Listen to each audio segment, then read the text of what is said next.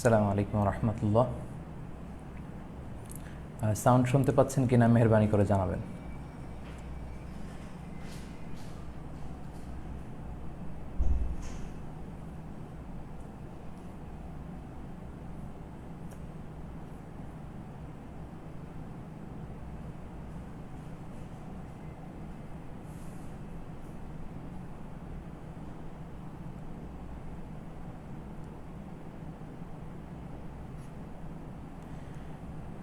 রিয়া মনে লিখেছেন everything is all right. Abdul Awal লিখেছেন সাউন্ড পারফেক্ট। এমডি হাসান লিখেছেন আসসালামু আলাইকুম, সাউন্ড ইজ ভেরি গুড। ঠিক আছে, আশা করছি আপনারা শুনতে পাচ্ছেন। তাহলে আমরা আর দেরি না করে শুরু করি।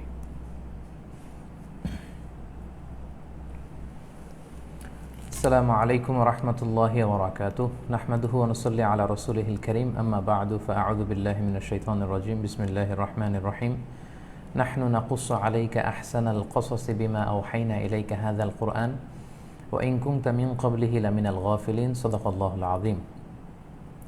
রিফ্লেকশনস ফ্রম সূরা ইউসুফ শিরোনামের পবিত্র রমাদানুল মুবারকে প্রতি সপ্তাহে যে ফেসবুক লাইভটি আমরা দেখছি, 4 পর্বের ফেসবুক ধারাবাহিক লাইভের আজকে চতুর্থ পর্বে, শেষ পর্বে আপনারা যারা যুক্ত হয়েছেন তাদের সবাইকে আন্তরিক শুভেচ্ছা এবং মোবারকবাদ জানিয়ে শুরু করছি। প্রথমে আমরা আল্লাহ রাব্বুল ইজ্জা ওয়াল জালালের দরবারে শুকরিয়া জ্ঞাপন করছি, যিনি আমাদেরকে পুরো রমাদান জুড়ে রিফ্লেকশনস ফ্রম সূরা ইউসুফ শিরোনামের এই লাইভ সিরিজটির সাথে যুক্ত থাকার সুযোগ করে দিয়েছেন এবং একে একে 3টি লাইভ শেষ করে চতুর্থ লাইভে আজকে আমাদেরকে সংযুক্ত হওয়ার সুযোগ করে দিয়েছেন। আমরা আল্লাহ রাব্বুল ইজ্জা ওয়াল জালালের দরবারে শুকরিয়া জ্ঞাপন করছি। আমরা সবাই পড়ছি কালিমাতুশ শুকর, আলহামদুলিল্লাহ। আশা করছি আপনারা সবাই ভালো আছেন, সুস্থ আছেন, নিরাপদে আছেন। সবসময় দোয়া করছি এবং কামনা করছি আল্লাহ তাআলা আপনাদের সবাইকে ভালো রাখুন, সুস্থ রাখুন, নিরাপদে রাখুন। সম্মানিত প্রিয় ভাই এবং বোনেরা, আমরা রিফ্লেকশনস ফ্রম সূরা ইউসুফ শিরোনামের 4 পর্বের লাইভের আজকের একেবারে শেষ পর্বে এসেছি। This is the last episode of this series live, এবং আজকের এই লাইভের মধ্য দিয়ে আমরা আমাদের এই লাইভ সিরিজটি শেষ করবো ইনশাআল্লাহ। অনেকে আলহামদুলিল্লাহ আমাদের আজকের এই লাইভ প্রোগ্রামের সাথে যুক্ত হয়েছেন। আমি রিকোয়েস্ট করব যে আপনারা লাইভটি শেয়ার করবেন, যাতে করে এই মুহূর্তে যে সমস্ত দিনী ভাই এবং বোনেরা অনলাইনে যুক্ত আছেন তারাও আমাদের এই ফেসবুক লাইভটি থেকে উপকৃত হতে পারে ইনশাআল্লাহ। আমরা গত 3টি লাইভ সিরিজে সাইয়েদনা ইউসুফ আলাইহিস সালামের যে ঘটনা, এটা পুরো ঘটনাকে আমরা কভার করেছি। আমরা সূরা ইউসুফকে বেসিকলি 5টা সেকশনে আমরা বিভক্ত করেছিলাম। আমরা বলেছি যে এই সূরার শুরুতে একটি ভূমিকা আছে, তারপরে আছে সাইয়েদনা ইউসুফ আলাইহিস সালামের শৈশবকালীন ঘটনা, অর্থাৎ ওনার চাইল্ডহুড, তারপরে আছে ওনার যৌবনকালীন ঘটনা, তারপর ছিল অ্যাডাল্টহুড, ওনার পূর্ণ বয়সকালীন ঘটনা, এবং সব শেষে হচ্ছে একটা কনক্লুশন, একটা উপসংহার টেনে আল্লাহ তাআলা সূরাটিকে শেষ করেছেন। এবং আমরা মূল ঘটনা প্রবাহ কিন্তু গত সপ্তাহের লাইভে অর্থাৎ 3য় পর্বে শেষ করেছি, যেখানে ইউসুফ আলাইহিস সালাম ওনার ভাইদের সাথে সাক্ষাৎ করেছিলেন। কৌশল করে উনি ওনার আপন ভাই, সহোদর ভাই বেনিয়ামিনকে ফিলিস্তিন থেকে মিশরে নিয়ে আসলেন। তারপর আবার কৌশল করে তার ব্যাগের ভেতরে রাজার পানপাত্র দিয়ে তাকে আবার রেখেও দেয়া হলো। পরবর্তীতে নিজের পরিচয় তিনি প্রকাশ করলেন ভাইদের কাছে, ভাইদেরকে ক্ষমা করলেন, নিজের জামা পাঠালেন। সাইয়েদনা ইয়াকুব আলাইহিস সালাম সুস্থ হয়ে গেলেন এবং আবার তারা সবাই ফিলিস্তিন থেকে মিশরে ফিরে আসলেন, এবং একটা হ্যাপি এন্ডিং ছিল পুরো ঘটনার। Happy reunion of the family আমরা বলেছি। তো এভাবে সাইয়েদনা ইউসুফ আলাইহিস সালামের ঘটনার পরিসমাপ্তি ঘটেছে। আজকে আমরা বেসিকলি কোনো ঘটনা পড়ব না, বরং এই ঘটনা শেষ করে আল্লাহ তাআলা একটি উপসংহার দিয়েছেন সূরা ইউসুফের, যেটি 102 নম্বর আয়াত থেকে শুরু করে 111 নম্বর আয়াত পর্যন্ত বিস্তৃত 10 আয়াতের একটি উপসংহার, কনক্লুশন। তো এই কনক্লুশনে আল্লাহ তাআলা কি বলেছেন এটা খুব সংক্ষেপে আমরা শেষ করে আমরা রিফ্লেকশনের দিকে যাব, অর্থাৎ 111 আয়াত বিশিষ্ট এই সূরা ইউসুফের মধ্যে আল্লাহ তাআলা কী কী রিফ্লেকশনস আমাদের জন্য রেখেছেন, কী কী লাইফ লেসন আমাদের জন্য রেখেছেন। এবং আমি মনে করি আজকের এই লাইভ সেশনটি 4টি লাইভ সেশনের মধ্যে সবচাইতে বেশি অর্থবহ এবং গুরুত্বপূর্ণ, কারণ পুরো সূরা ইউসুফ থেকে আমরা আজকে কিছু রিফ্লেকশনস শেয়ার করব, কিছু লেসন শেয়ার করব, লাইফ লেসন, যেগুলো আমাদের সারা জীবনে জন্য কাজে লাগবে এবং আমাদের জীবনের সাথে কানেক্ট করতে পারবো আমরা ঘটনাগুলো, পুরো সূরার নির্যাস এবং সেখান থেকে কী কী শিক্ষা আমরা পাই সেগুলো আমরা উপস্থাপন করবার চেষ্টা করবো ইনশাআল্লাহ। আমরা গত সেশনে 101 নম্বর আয়াত পর্যন্ত এসে পৌঁছেছিলাম এবং আমরা বলেছিলাম যে এটা ছিল অ্যাডাল্টহুড, ইউসুফ আলাইহিসসালামের পূর্ণ বয়সকাল পর্যন্ত যা যা ঘটেছিল 101 আয়াতের মধ্যে দিয়ে সেটা পরিসমাপ্তি ঘটেছে। এবং 102 নম্বর আয়াত থেকে 111 নম্বর আয়াত পর্যন্ত হচ্ছে সূরা ইউসুফের কনক্লুশন, জবনিকা বা উপসংহার। আল্লাহ তাআলা একটা চমৎকার এন্ডিং দিয়েছেন এই সূরাটার। আল্লাহ তাআলা কী বলেছেন আসলে আমরা সেখানে সরাসরি স্লো মোশনে সে আয়াতগুলো আপনাদের সাথে শেয়ার করি। আউযু বিল্লাহি মিনাশ শাইতানির রাজিম, বিসমিল্লাহির রহমানির রহিম। যালিকা মিন আম্বাইল গায়বি নুহিহি ইলাইক। যখন পুরো ইউসুফ আলাইহিস সালামের ঘটনা শেয়ার করা শেষ, তখন আল্লাহ বললেন যে এই যে ঘটনাটা নবী ইউসুফ নবীর কাহিনী যে আমি আপনাকে শোনালাম, এটা হচ্ছে আম্বাইল গায়ব, গায়বের অন্তর্ভুক্ত, গায়বের তথ্য, অর্থাৎ অদৃশ্যের খবর। এটা আপনি জানার কথা ছিল না, আমি আপনাকে গায়বের তথ্য থেকে কিছু তথ্য শেয়ার করেছি, আপনাকে আমি জানিয়েছি। ওমা কুনতা লাদাইহিম ইয আজমাউ আমরাহুম ওয়া হুম ইয়ামকুরুন। আর ইউসুফের ভাইয়েরা যখন ইউসুফের সাথে প্লটিং করছিল, কনস্পাইরেসি করছিল, তাকে হত্যার ষড়যন্ত্র করছিল, নবী তখন কিন্তু আপনি তাদের কাছে ছিলেন না, তখন আপনি তাদের সামনে উপস্থিত ছিলেন না। ফলে এই হাজার হাজার বছর আগে ইউসুফ আলাইহিসসালাম, ইয়াকুব আলাইহিসসালামের জীবনে কী ঘটেছিল এটা আপনি জানার কথা ছিল না, বরং আমি আল্লাহ তাআলা আপনাকে দয়া করে জানিয়েছি। মিন আম্বাইল গায়বি নুহিহি ইলাইক, এটা অদৃশ্যের তথ্য, গায়েবের খবর, যে গায়েবের খবরের ব্যাপারে আল্লাহ তাআলা ছাড়া কেউ জ্ঞান রাখেন না। সো আমি দয়া করে আপনাকে এটা জানিয়েছি। তাহলে এই আয়াত থেকে বুঝলাম রাসূল সাল্লাল্লাহু আলাইহি ওয়াসাল্লাম ডিরেক্টলি সরাসরি গায়েবের খবর বা তথ্য বা ইনফরমেশন রাখতেন না, বরং আল্লাহ তাআলা যদি গায়েবের কোনো তথ্য রাসূল সাল্লাল্লাহু আলাইহি ওয়াসাল্লামের সাথে শেয়ার করতেন তবেই রাসূল সাল্লাল্লাহু আলাইহি ওয়াসাল্লাম সেগুলো জানতেন। এটা খুব স্বাভাবিক, হাজার হাজার বছর আগে কী ঘটেছিল রাসূল সাল্লাল্লাহু আলাইহি ওয়াসাল্লাম তো সেগুলো জানার কথা ছিল না, বরং আল্লাহ তাআলা ওহীর মাধ্যমে, সিক্রেট মেসেজের মাধ্যমে আল্লাহর হাবিব সাল্লাল্লাহু আলাইহি ওয়াসাল্লামের কাছে এই তথ্যগুলো পৌঁছে দিয়েছেন। ফলেই এই গায়েবের এই তথ্যগুলো রাসূল সাল্লাল্লাহু আলাইহি ওয়াসাল্লাম জানতে পেরেছেন এবং শেয়ার করেছেন উম্মতের সাথে। ওয়ামা আকসারুন নাসি ওয়ালাউ হারাসতা বিমুমিনিন, অর্থাৎ হে নবী আপনি যতই আগ্রহী হন না কেন অধিকাংশই ঈমান আনবে না। কারণ আমরা জানি সূরা ইউসুফের নাজিলের প্রেক্ষাপট ছিল এই, মক্কার কুরাইশরা ইহুদিদের কাছ থেকে শিখে এসেছিল যে হে মুহাম্মদ তুমি বলো তো যে ফিলিস্তিন থেকে কিভাবে বনি ইসরাইল মিশরে মাইগ্রেট করলো। ইউসুফ আলাইহিস সালাম, ইয়াকুব আলাইহিস সালাম তারা ছিল ফিলিস্তিনের অধিবাসী, তো তারা মিশরে আসলো কী করে? তুমি যদি সত্য নবী হয়ে থাকো তাহলে আমাদেরকে বলো। তো তখন আল্লাহ রাসূল সাল্লাল্লাহু আলাইহি ওয়াসাল্লাম কিন্তু এই সূরা ইউসুফ শেয়ার করেছিলেন।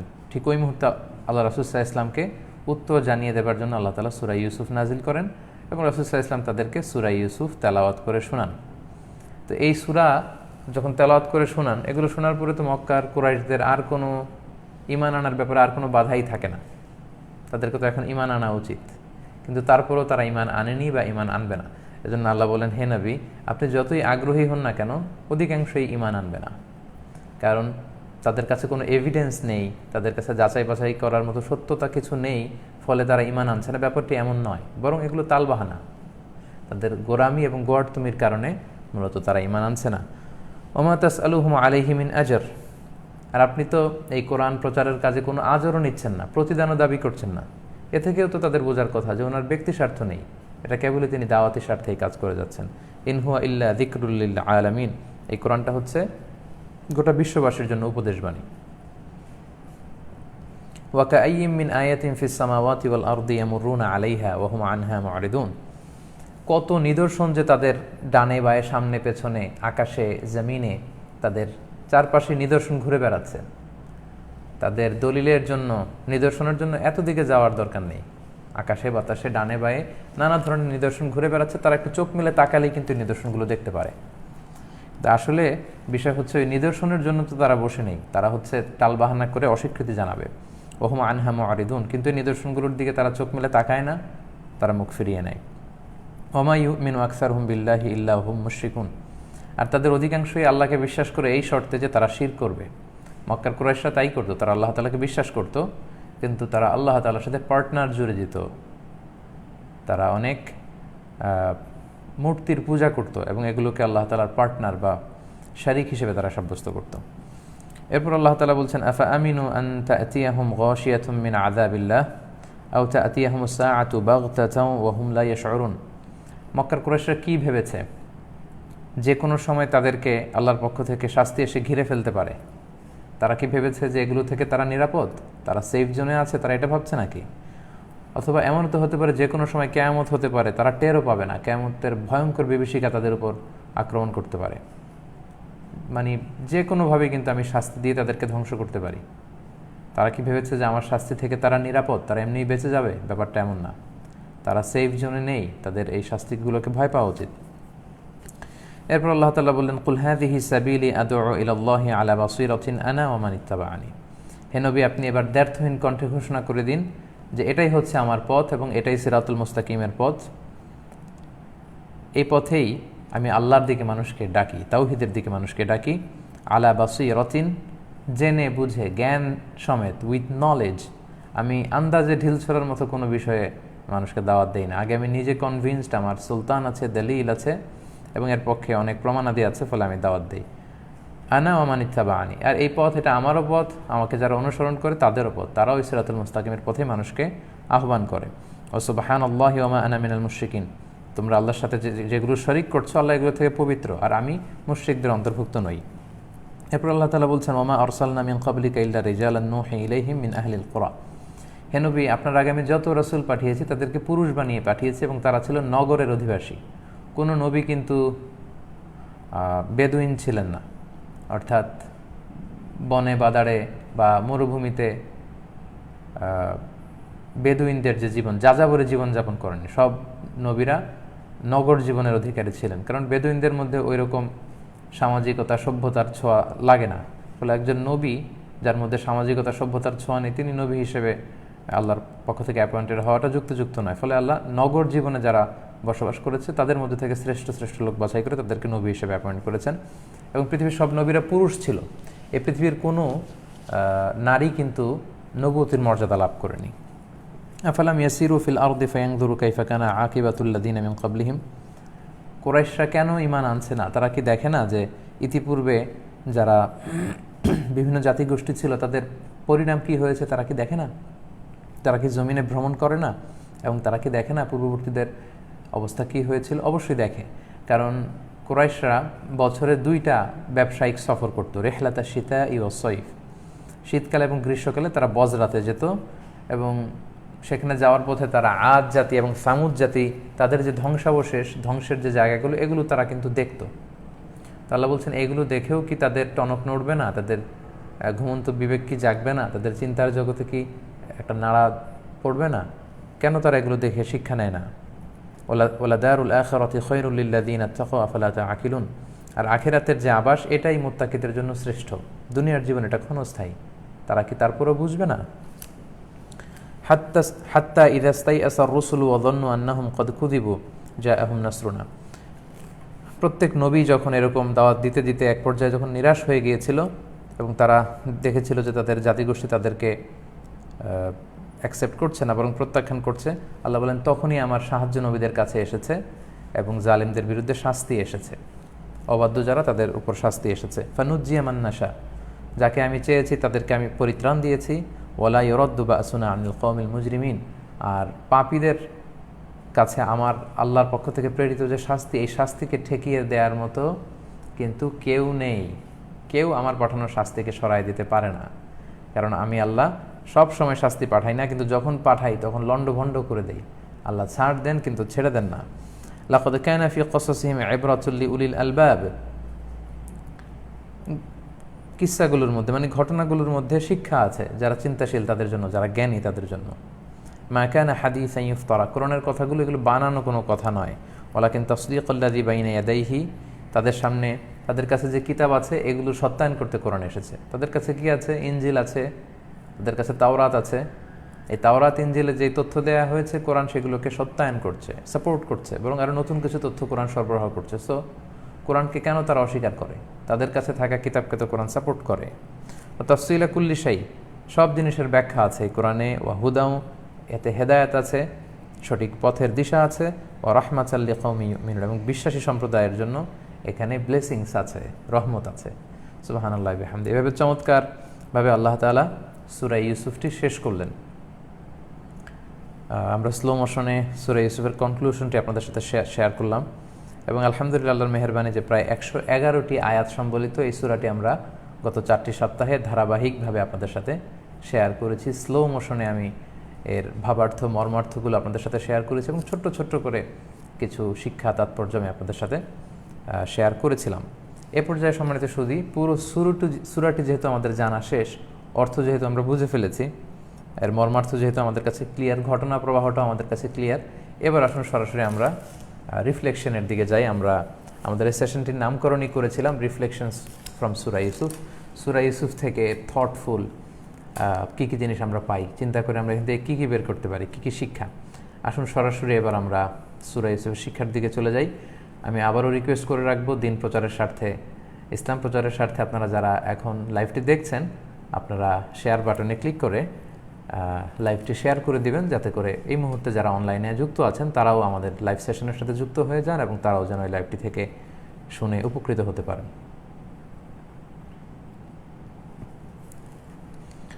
সম্মানিত দিনী ভাই এবং বোনেরা, আমরা বলছিলাম যে পুরো সূরাটি আমরা শেষ করেছি, এবার আমরা রিফ্লেকশনের দিকে যাব। কী কী লাইফ লেসন আমাদের জন্য এই সূরাতে রয়েছে, কী কী শিক্ষা রয়েছে, যেগুলো থেকে আমরা আমাদের প্রাত্যহিক জীবনে, বাস্তবিক জীবনে উপকৃত হতে পারি। প্রথম যে রিফ্লেকশনটি শেয়ার করব সেটি হচ্ছে পাওয়ার অফ দ্য স্টোরিজ, গল্পের যে কতটা ক্ষমতা। আমরা শুরুতেই বলেছিলাম যে আল্লাহ তাআলা ইরশাদ করেছেন যে সূরা ইউসুফ হচ্ছে দ্য বেস্ট অ্যামং স্টোরিজ। এই পৃথিবীতে যত গল্প হতে পারে, যত কাহিনী হতে পারে, যত উপাখ্যান হতে পারে, তার মধ্যে থেকে সর্বশ্রেষ্ঠ গল্প, উপাখ্যান বা স্টোরি হচ্ছে সূরা ইউসুফের স্টোরি। এর চাইতে সুন্দর গল্প, উপাখ্যান, স্টোরি আর হতে পারে না। এবং একটা গল্প কতটা নান্দনিক হতে পারে, কতটা অনবদ্য হতে পারে, কতটা অনিন্দ্য সুন্দর হতে পারে, এর ধারা বর্ণনার শৈলী কতটা চমকপ্রদ হতে পারে, তা আমরা গত 3টি সপ্তাহ ধরে দেখেছি যে কত সুন্দরভাবে আল্লাহ তাআলা সূরা ইউসুফের কাহিনী আমাদের সাথে শেয়ার করেছেন। সো এই গল্পের কিন্তু একটা বিরাট শক্তি আছে প্রিয় দিনে ভাই এবং বোনেরা। এজন্যই আল্লাহ তাআলা বিভিন্ন নবীদের গল্প আল্লাহ রাসূল সাল্লাল্লাহু আলাইহি ওয়াসাল্লামকে শুনিয়েছেন। আল্লাহ বলেছেন, ওয়া রাসূলান কদ কসাসনাহুম আলাইকা মিন ক্বাবল ওয়া রাসূলান লাম নাকসুসহুম আলাইক। মানে নবী হে, আপনার আগের অনেক নবীদের কাহিনী কিন্তু আমি আপনাকে শুনিয়েছি, আবার অনেক নবীর কাহিনী আমি শোনাইনি। সো বিভিন্ন নবীদের কাহিনী শোনানোর এটাই কারণ যে এগুলোর মধ্যে অনেক শিক্ষা আমাদের জন্য কিন্তু রয়েছে। এবং এই কিচ্ছাগুলো, এই কাহিনীগুলো, স্টোরিগুলো যেন রাসূল সাল্লাল্লাহু আলাইহি ওয়াসাল্লাম উম্মতের সাথে শেয়ার করে, সেটাও আল্লাহ অর্ডার করেছেন। আল্লাহ বলছেন, ফাকসুসিল কসাসা লাআল্লাহুম ইয়াতাফাক্কারুন। হে নবী, আপনি আপনার উম্মতের সাথে এই ঘটনাগুলো শেয়ার করুন, যাতে করে তারা চিন্তাশীল হয়, তারা চিন্তা করতে পারে। তো গল্প কেন এত পাওয়ারফুল এবং সূরা ইউসুফের গল্পকে কেন এত গুরুত্ব দেওয়া হলো এখানে, এর কারণ হচ্ছে মানুষ কিন্তু গল্প শুনতে পছন্দ করে এবং গল্প কিন্তু মানুষের হৃদয়ে দাগ কাটে, গল্প মানুষকে ইন্সপায়ার করে, গল্প মানুষকে ইনফ্লুয়েন্স করে। এজন্য প্রায় আমরা পত্রপত্রিকাতে বিভিন্ন ফিচার দেখি বা টিভিতে বিভিন্ন অনুষ্ঠান দেখি যে আলোকিত মানুষের গল্প, সফল মানুষের গল্প। কেন এগুলো শোনানো হয়? যাতে করে অন্যান্যরা তাদের গল্প শুনে তাদের থেকে ইন্সপায়ার হতে পারে, শিখতে পারে, নিজেদের জীবন পথের পাথে এগুলো সেখান থেকে সংগ্রহ করতে পারে। তো এজন্যই আল্লাহ তাআলা সূরা ইউসুফের মধ্য দিয়ে একটি চমৎকার গল্প আমাদের সাথে শেয়ার করেছেন।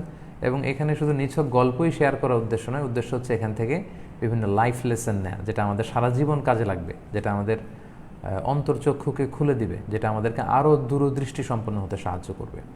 এটা হচ্ছে প্রথম রিফ্লেকশন সূরা ইউসুফ থেকে আমরা পেলাম, যে গল্প খুব পাওয়ারফুল হতে পারে। Story could be very powerful and it has huge influence in our mind. আমাদের জীবনে, আমাদের চিন্তা চেতনায় কিন্তু এটার একটা বড় ইনফ্লুয়েন্স থাকে গল্পের মধ্যে। এজন্য আল্লাহ গল্প দিয়ে আমাদেরকে নসিহাত করলেন। 2 নম্বর যে রিফ্লেকশনটা শেয়ার করতে চাই সেটা হচ্ছে সন্তানের সাথে বাবার সম্পর্ক কেমন হওয়া উচিত, এটারও একটা আউটলাইন কিন্তু আমরা এই সূরাতে পাই। একজন বাবা, সে হচ্ছে একজন সন্তানের কাছে সবচাইতে আস্থার জায়গা। একজন সন্তান যে কোনো বিপদে পড়লে আগে বাবার সাথে শেয়ার করবে, কিন্তু আমাদের সমাজে এটা কিন্তু হচ্ছে না। অনেক সময় আমাদের উঠতি বয়সের ছেলেমেয়েরা কোনো ঝামেলা পাকিয়ে ফেললে, বিপদে পড়ে গেলে আগে বন্ধুদের সাথে শেয়ার করে। ফলে বন্ধুরা হয়তো এরকম অভিজ্ঞতা থেকে তাকে ভালো গাইড করতে পারে না, ফলে সে আরও বিপদে জড়িয়ে যায়। কিন্তু দরকার ছিল আমরা বাবা মায়েরা যদি সন্তানদের সাথে খুব বেশি ফ্রি হতাম, খুব ফ্র্যাঙ্কলি হতাম, ফ্রেন্ডলি হতাম, তাহলে কিন্তু তারা বিপদের সময়টাতে আমাদেরকেই আস্থার জায়গা মনে করে তাদের সমস্যার কথা শেয়ার করত। এই বিষয়টা কিন্তু আমরা এখান থেকে শিখতে পারি যে ইউসুফ আলাইহিস সালাম যখন স্বপ্নে দেখলেন যে চাঁদ সূর্য আর 11টা তারা তাকে সেজদা করছে, তিনি কিন্তু তার মায়ের কাছে বলেননি, ভাইয়ের কাছে বলেননি, খালার কাছে বলেননি, খেলার সাথীদের কাছে কারো কাছে বলেননি। তিনি সরাসরি ডিরেক্টলি তার বাবার কাছে চলে গিয়েছেন এবং বলেছেন, ইয়া আবাতি ইন্নী রাআইতু আহাদা আশারা কাওকাবান, আমি এরকম এরকম একটা স্বপ্ন দেখেছি। তার মানে সবার আগে কিন্তু তিনি বাবার সাথে শেয়ার করেছেন। তাহলে এই যে আইডিয়াল প্যারেন্টিংয়ের যে বিষয়টা বা স্মার্ট প্যারেন্টিং, এটা কিন্তু এই আয়াত থেকে ফুটে ওঠে যে ইয়াকুব আলাইহিস সালাম এমনভাবে নিজেকে ছেলের কাছে উপস্থাপন করেছিলেন, ফলে ছেলে তাকে সবচাইতে আস্থাবান মনে করে এই ব্যাপারগুলো শেয়ার করত। এবং বাবা ও ছেলেকে এতটা পছন্দ করত সেটাও আমরা দেখেছি যে পুরো সূরা ইউসুফ জুড়ে শুধু ইউসুফ ইউসুফ বলে বলে কাঁদতে কাঁদতে উনি কিন্তু অন্ধ হয়ে গিয়েছিলেন শেষ বয়সে। ইয়া আসাফা আলা ইউসুফ অবিয়াদ্দাত আইনাহু মিনাল হুজনি ফাহুয়া কাযীম, হাই ইউসুফ আমার কলিজার টুকরা ইউসুফ বলতে বলতে কিন্তু ইয়াকুব আলাইহিস সালাম একেবারে ওনার দৃষ্টিশক্তিও কিন্তু শেষ বয়সে হারিয়ে ফেলেছিলেন। তাহলে এখান থেকে আমরা এটাই শিখতে পারি যে মানে the relationship between father and son এটা কত চমৎকার হতে পারে, এই সম্পর্কটা কতটা মধুর হতে পারে, এই বিষয়টা আমরা দেখলাম। এবং এখান থেকে প্যারেন্টদের শিক্ষণীয় হচ্ছে আমরা যেন ছেলে মেয়েদের আস্থার প্রতীকে পরিণত হই। আমার ছেলে যেন আমাকে সবচেয়ে আস্থাভাজন মনে করে, আমাকে যেন বন্ধু মনে করে, আমি যেন আমার ছেলে মেয়েদের সাথে একটা ফ্রেন্ডলি অ্যাটিটিউড নিয়ে তাদের সমস্যা নিয়ে ডিসকাস করতে পারি, কথা বলতে পারি। ফলে তারা যেন তাদের সমস্যাগুলো সবার সাথে আগে শেয়ার না করে আগে যেন বাবা হিসেবে আমার সাথে শেয়ার করে। এই রিফ্লেকশনটা কিন্তু আমরা সূরা ইউসুফ থেকে জানতে পারলাম। 3 নম্বর রিফ্লেকশন হচ্ছে ইউসুফ আলাইহিস সালামের ভাইদের পক্ষ থেকে যে জেলাসি আমরা দেখলাম, হিংসা, এটা চিরাচরিত নিয়ম, পৃথিবী সৃষ্টির পর থেকে এটা শুরু হয়েছে। আর নেয়ামাতু মাহসুদা, নেয়ামতপ্রাপ্তরা হিংসার শিকার হয়, এটা খুব স্বাভাবিক। আল্লাহ তাআলা যদি আপনাকে কোনো নেয়ামত বা ব্লেসিংস দিয়ে ধন্য করে, আপনাকে যখন আল্লাহ তাআলা কোনো বিশেষ নেয়ামত প্রাপ্তদের অন্তর্ভুক্ত করে, বা আপনার জীবনের কোনো সফলতা বা বিশেষ কোনো নেয়ামত আপনি পেয়েছেন, এটা দেখে বা শুনে সবাই যে খুশি হবে এমনটা না।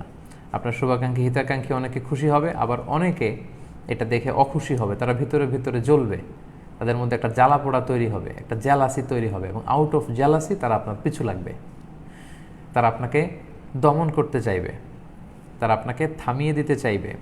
এবং এজন্যই কিন্তু ইয়াকুব আলাইহিস সালাম সাইয়েদনা ইউসুফ আলাইহিস সালামকে বলেছিলেন যে লা তাকুসুস রুইয়াকা আলা ইখওয়াতিকা ফায়াকিদু লাকা কাইদা, হে আমার প্রিয় সন্তান, আমার বৎস, তুমি তোমার এই চমৎকার ড্রিম এটা কিন্তু তোমার ভাইদের সাথে শেয়ার করবে না। যদি করো তাহলে তারা কিন্তু তোমার বিরুদ্ধে ষড়যন্ত্র করবে। এবং আমরা তাই দেখলাম, এটাই ঘটেছে। ষড়যন্ত্র কিন্তু ভয়ঙ্করভাবে ইউসুফ আলাইহিস সালামের বইমাত্র ভাইয়েরা কিন্তু ইউসুফ আলাইহিস সালামের বিরুদ্ধে করেছিল। সো এটা আমাদেরকে খেয়াল রাখতে হবে যে আমাদের কারো সফলতা, আমাদের বিশেষ আল্লাহর পক্ষ থেকে নেয়ামত, সবার সাথে এটা শেয়ার করা যাবে না। কারণ আপনার নেয়ামত, আপনার সফলতা, সাকসেস, এটা দেখে সবাই আনন্দিত হবে না, অনেকে ভেতরে ভেতরে জ্বলে পুড়ে ছারখার হবে, এবং তার হিংসার দাবানলে কিন্তু আপনিও পড়ে যেতে পারেন। বিশেষ করে স্পেশালি গুড ড্রিমস, ভালো কোনো স্বপ্ন দেখলে আপনি যার তার কাছে শেয়ার করবেন না। কারণ আল্লাহ রাসূল সাল্লাল্লাহু আলাইহি ওয়াসাল্লাম বলেছেন, লা তাকুসুর রুইয়া ইল্লা আলা আলিম আও নাসিহ, স্বপ্ন কোনো ভালো আলেম, বিজ্ঞ প্রাজ্ঞ কোনো আলেম ছাড়া, অথবা তোমার শুভাকাঙ্ক্ষী হিতাকাঙ্ক্ষী কোনো মানুষ ছাড়া কারোর সাথে তোমার স্বপ্ন শেয়ার করবে না। কেন করবে না? কারণ ফাইন্না রুইয়া তাকাউ আলা মা তুআব্বার, স্বপ্নের ব্যাখ্যা তেমনই হয়ে থাকে যেমন স্বপ্নের ব্যাখ্যা দেয়া হয়ে থাকে। আপনি কাউকে শোনালেন, হুট করে কেউ একটা বাজে ব্যাখ্যা করে বসলো, সাথে সাথে সেটাই হয়ে যেতে পারে। এজন্য স্বপ্নের কথা কাউকে বলা যাবে না। খুব কাছের, খুব ভালো বন্ধু, হিতাকাঙ্ক্ষী, শুভাকাঙ্ক্ষী কিংবা কোনো বিজ্ঞ প্রাজ্ঞ আলেম ছাড়া আপনি আপনার স্বপ্নের কথা কারোর সাথে শেয়ার করবেন না। স্বপ্ন নিয়ে আমরা আমাদের ইউটিউব চ্যানেলে একটা থিমেটিক ডিসকাশন করেছি, সেখানে আমরা বিস্তর আলোচনা করেছি। আপনারা যারা আলোচনাটি দেখেননি, সেখান থেকে আপনারা যদি আমাদের থিমেটিক ডিসকাশন আলোচনাটি দেখে নেন, আপনারা আশা করি উপকৃত হবেন। তাহলে সম্মানিত সুধী, অনেকে আপনার বিরোধিতা করে, আপনার পিছু লেগে আছে। সব সময় যে আপনি অন্যায় করেছেন, অপরাধ করেছেন বা ভুল করেছেন এজন্যই যে আপনার বিরোধিতা করে, ব্যাপারটা ইটস নট নেসেসারি অলওয়েজ। সবসময় এমন নাও হতে পারে। হতে পারে যে আপনি সিম্পলি, অনেকেই আপনার এমনি বিরোধিতা করবে যে আপনি হয়তো দেখতে সুন্দর, বা আপনার মেধা বেশি, বা আপনি বেশি আল্লাহওয়ালা, অথবা আপনি পরিচ্ছন্ন হৃদয়ের অধিকারী, চমৎকার হৃদয়ের অধিকারী, যেই হৃদয়ের অধিকারী তারা হতে পারেনি, বা আপনি তাদের মতো না, you are not like them. এজন্যই তারা আপনাকে হিংসা করে। সো আর নেয়ামাতু মাহসুদা, কেউ যদি আল্লাহ তাআলার পক্ষ থেকে নেয়ামত প্রাপ্ত হয় সে হিংসার শিকার হবে পৃথিবীতে, এটাই স্বাভাবিক। সো এজন্য আমাদেরকে বেঁচে থাকতে হবে এগুলো থেকে। হুট করে স্বপ্ন একটা দেখলাম, কারোর সাথে শেয়ার করে ফেললাম, এটা ঠিক হবে না। আপনার সাকসেসফুল কোনো একটা ইভেন্ট, ঘটনা, খুব বড় কোনো একটা ট্রায়াম্ফ আপনার জীবনে ঘটেছে, হুট করে যার তার কাছে আপনার শেয়ার করার দরকার নেই। আপনি যদি ফিল করেন যে সে আমার হিতাকাঙ্ক্ষী, শুভাকাঙ্ক্ষী, এতে কোনো বদ নজর লাগবে না, সে আপনার জন্য দোয়া করবে, সে আপনার ভালো কামনা করে, আপনি তার সাথে শেয়ার করতে পারেন। তাছাড়া একই কথা ইয়াকুব আলাইহিস সালাম যেটা বলেছেন, লা তাকসুস রুইয়াকা আলা ইখওয়াতিক, শেয়ার করা যাবে না। 4 নম্বর রিফ্লেকশন হচ্ছে লাভ কুডন্ট বি ডিস্ট্রিবিউটেড ইকুয়ালি, ভালোবাসা কিন্তু সমানভাবে বন্টন করা যায় না। আমরা যদি সূরা ইউসুফের দিকে দেখি তাহলে আমরা দেখব যে ইয়াকুব আলাইহিস সালাম যদিও আল্লাহর নবী, কিন্তু তিনি ইউসুফ আলাইহিস সালামকে এবং তার ভাই বেনিয়ামিনকে বেশি ভালোবাসতেন, এবং আয়াতেও সেটা ফুটে উঠেছে। তার ভাইরা বলতো যে ক্বালু লা ইউসুফু আখুহু আহাব্বু ইলা আবিনা মিন্না ওয়া নাহনু উসবা, ইউসুফ এবং ইউসুফের ভাইকে কিন্তু আমাদের আব্বা ইয়াকুব বেশি ভালোবাসে। তো বেশি ভালোবাসাটা এটা খুব ন্যাচারাল, কারণ ভালোবাসা সমানভাবে ভাগ করে দেওয়া যায় না। লেটসে আমাকে 9টা আপেল দিয়ে বলা হলো 3 জনের মধ্যে ভাগ করে দেন, এটা আমি ইকুয়ালি বন্টন করে দিতে পারবো, প্রত্যেকে 3টা করে দিলেই সমবন্টন হয়ে গেল। কিন্তু ভালোবাসা সমানভাবে তো সবাইকে ভালোবাসা যায় না, হৃদয়ের মালিক তো আল্লাহ। সো এটা খুবই ভেরি ন্যাচারাল, এটা নবীদের মধ্যেও হতো, এটা দোষণীয় কিছু না। সো আপনি বাবা হিসেবে আপনার 5 সন্তান, কোনো একজন সন্তানের প্রতি আপনার হৃদয়ের ভালোবাসাটা একটু বেশি টানে, বেশি তাকে আপনার পছন্দ হয়, এটা আপনি অন্যদের কাছে খুব একটা প্রকাশ করবেন না, কিন্তু এই যে আপনার হৃদয়ের অতিরিক্ত একটা টান, একটা অতিরিক্ত মায়া বা ভালোবাসা, ইটস ভেরি ন্যাচারাল। এটা ইয়াকুব আলাইহিস সালামের ছিল, এবং আল্লাহ রাসূল সাল্লাল্লাহু আলাইহি ওয়াসাল্লামের জীবনেও আমরা এটা দেখতে পাই। আল্লাহ রাসূল সাল্লাল্লাহু আলাইহি ওয়াসাল্লামকে একবার জিজ্ঞেস করা হলো, মান আহাব্বুন নাসি ইলাইক, হে আল্লাহর নবী আপনার কাছে সবচেয়ে প্রিয় কে? আল্লাহ রাসূল বললেন আয়েশা। জিজ্ঞেস করা হলো সুম্মা মিনার রিজাল, ছেলেদের মধ্যে থেকে কে? বললেন আবুহা, তার বাবা আবু বকর, তারপর কে? ওমর। এভাবে অনেকের নাম বললেন। তাহলে দেখেন স্ত্রীদের মধ্যে থেকে কিন্তু আল্লাহ রাসূল সাল্লাল্লাহু আলাইহি ওয়াসাল্লাম আম্মাজান আয়েশা রাদিয়াল্লাহু তাআলা আনহাকে বেশি ভালোবাসতেন। এবং আম্মাজান আয়েশা বলেন রাদিয়াল্লাহু তাআলা আনহা বলেন যে আল্লাহ রাসূল সাল্লাল্লাহু আলাইহি ওয়াসাল্লাম স্ত্রীদের মধ্যে সমান ভাগে যে কোনো কিছু বন্টন করতেন। বিশেষ করে রাত্রি যাপনের ক্ষেত্রে তিনি সমানভাবে প্রত্যেককে এক একটা স্পেসিফিক টাইম দিতেন, এবং সেই সময়টাতে কিন্তু আল্লাহ রাসূল সাল্লাল্লাহু আলাইহি ওয়াসাল্লাম স্ত্রীদের সাথে সময় কাটাতেন সমানভাবে। কিন্তু ভালোবাসার আতিশায্য যেটা, এটা তো হৃদয়ের টান, এটাতে তো কারো হাত নেই। এজন্য আল্লাহ রাসূল সাল্লাল্লাহু আলাইহি ওয়াসাল্লাম আল্লাহর কাছে দোয়া করতেন আর বলতেন, আল্লাহুম্মা হাযিহি কিসমাতি ফিমা আমলিক, আল্লাহ যেগুলো ভাগ করে দেওয়ার মতো আছে আমার স্ত্রীদের মাঝে, এগুলোকে কিন্তু আমি ন্যায়পরায়ণতার সাথে সুন্দরভাবে বন্টন করছি। ফালা তালুমনি ফিমা তামলিক ওয়ালা আমলিক, আল্লাহ ওই বিষয়ে আপনি আমাকে ব্লেম করবেন না বা পাকড়াও করবেন না বা ভর্ৎসনা করবেন না যেটার ক্ষমতা আমার হাতে নেই। It's beyond my control, it's in your control.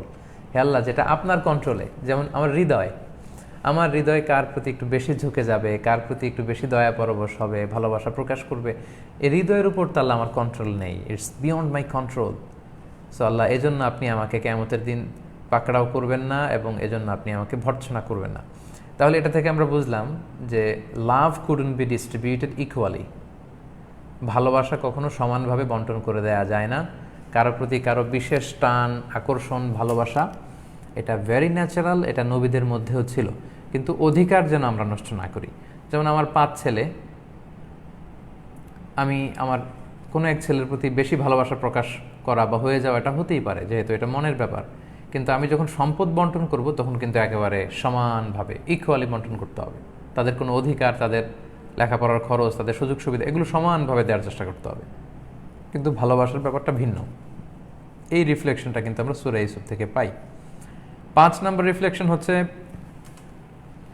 অনেকে দেখবেন যে আপনার সামনে খুব সুগার কোটেড ওয়ার্ড নিয়ে হাজির হয়, মধুমাখা কিছু কথা। এই সবসময় কিন্তু মধুমাখা কথায় বিশ্বাস করতে নেই, কারণ আমরা বাংলায় একটা কথা জানি যে দুষ্ট লোকের মিষ্টি কথা। তারা তাদের মিষ্টি কথার ফাঁদে আপনাকে ফেলে আপনাকে কিন্তু মারাত্মক ভয়ঙ্কর বিপদে জড়িয়ে ফেলতে পারে। সো ডোন্ট ট্রাস্ট দেম, কখনো এই জাতীয় লোকদেরকে ট্রাস্ট করবেন না।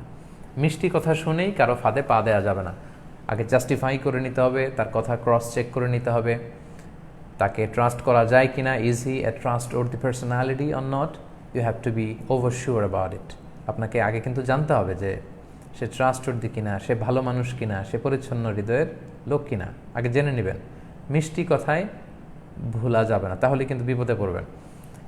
আমরা যদি দেখি যে আমাদের আদিপিতা আদম আলাইহিস সালামকে কিন্তু শয়তান মিষ্টি কথা দিয়ে ধোঁকা দিয়েছিল।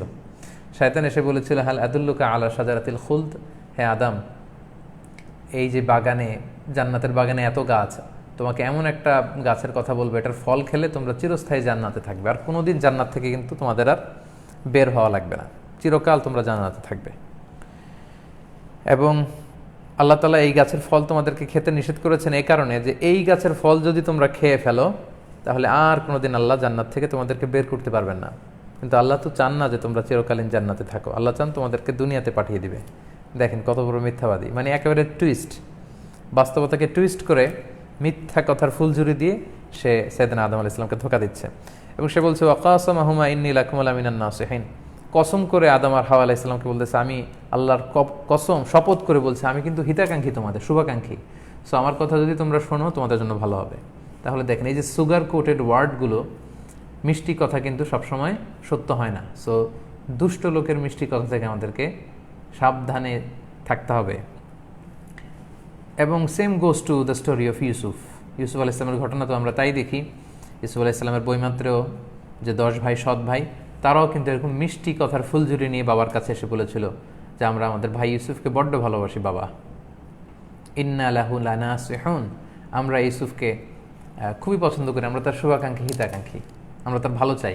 ওয়া ইন্না লাহু লাহাফিজুন, আপনি কেন ইউসুফকে আমাদের সাথে ছাড়তে চান না, পাঠান, আগামীকাল আমাদের সাথে পাঠান, সে বনে বাদারে ঘুরবে, সে আমাদের সাথে মরুভূমিতে হাঁটবে, সে মজা করবে, লাফালাফি করবে, দুষ্টামি করবে, খেলাধুলা করবে, তার ভাল লাগবে, আর আমরা তাকে হেফাজত করবো, আমরা তার শুভাকাঙ্ক্ষী। দেখেন এই যে মিষ্টি কথা বলে, ছলে বলে, কৌশলে কিন্তু বাবার হাত থেকে তারা ইউসুফ আলাইহিস সালামকে ছিনিয়ে নিয়েছিল এবং পরবর্তীতে ইউসুফ আলাইহিস সালামকে কুয়ায় ফেলে দিয়েছিল, আমরা সেটা দেখেছি। সো মিষ্টি কথা শুনলেই যেন আমরা ওই ষড়যন্ত্রের ফাঁদে যেন আমরা পা না দিই।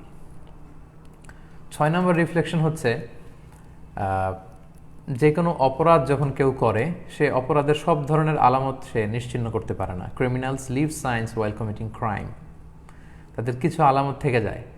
কেউ যখন ক্রাইম করে, মার্ডার করে, যত পারফেক্টলি মার্ডার করুক না কেন, চুরি করুক না কেন, ডাকাতি করুক না কেন, কোনো না কোনো ক্লু সেখানে থেকেই যাবে, কোনো না কোনো ক্লু কিন্তু থেকে যায়, এবং সেটা থেকেই তার এই ক্রাইমকে সাব্যস্ত করা সম্ভব হয়।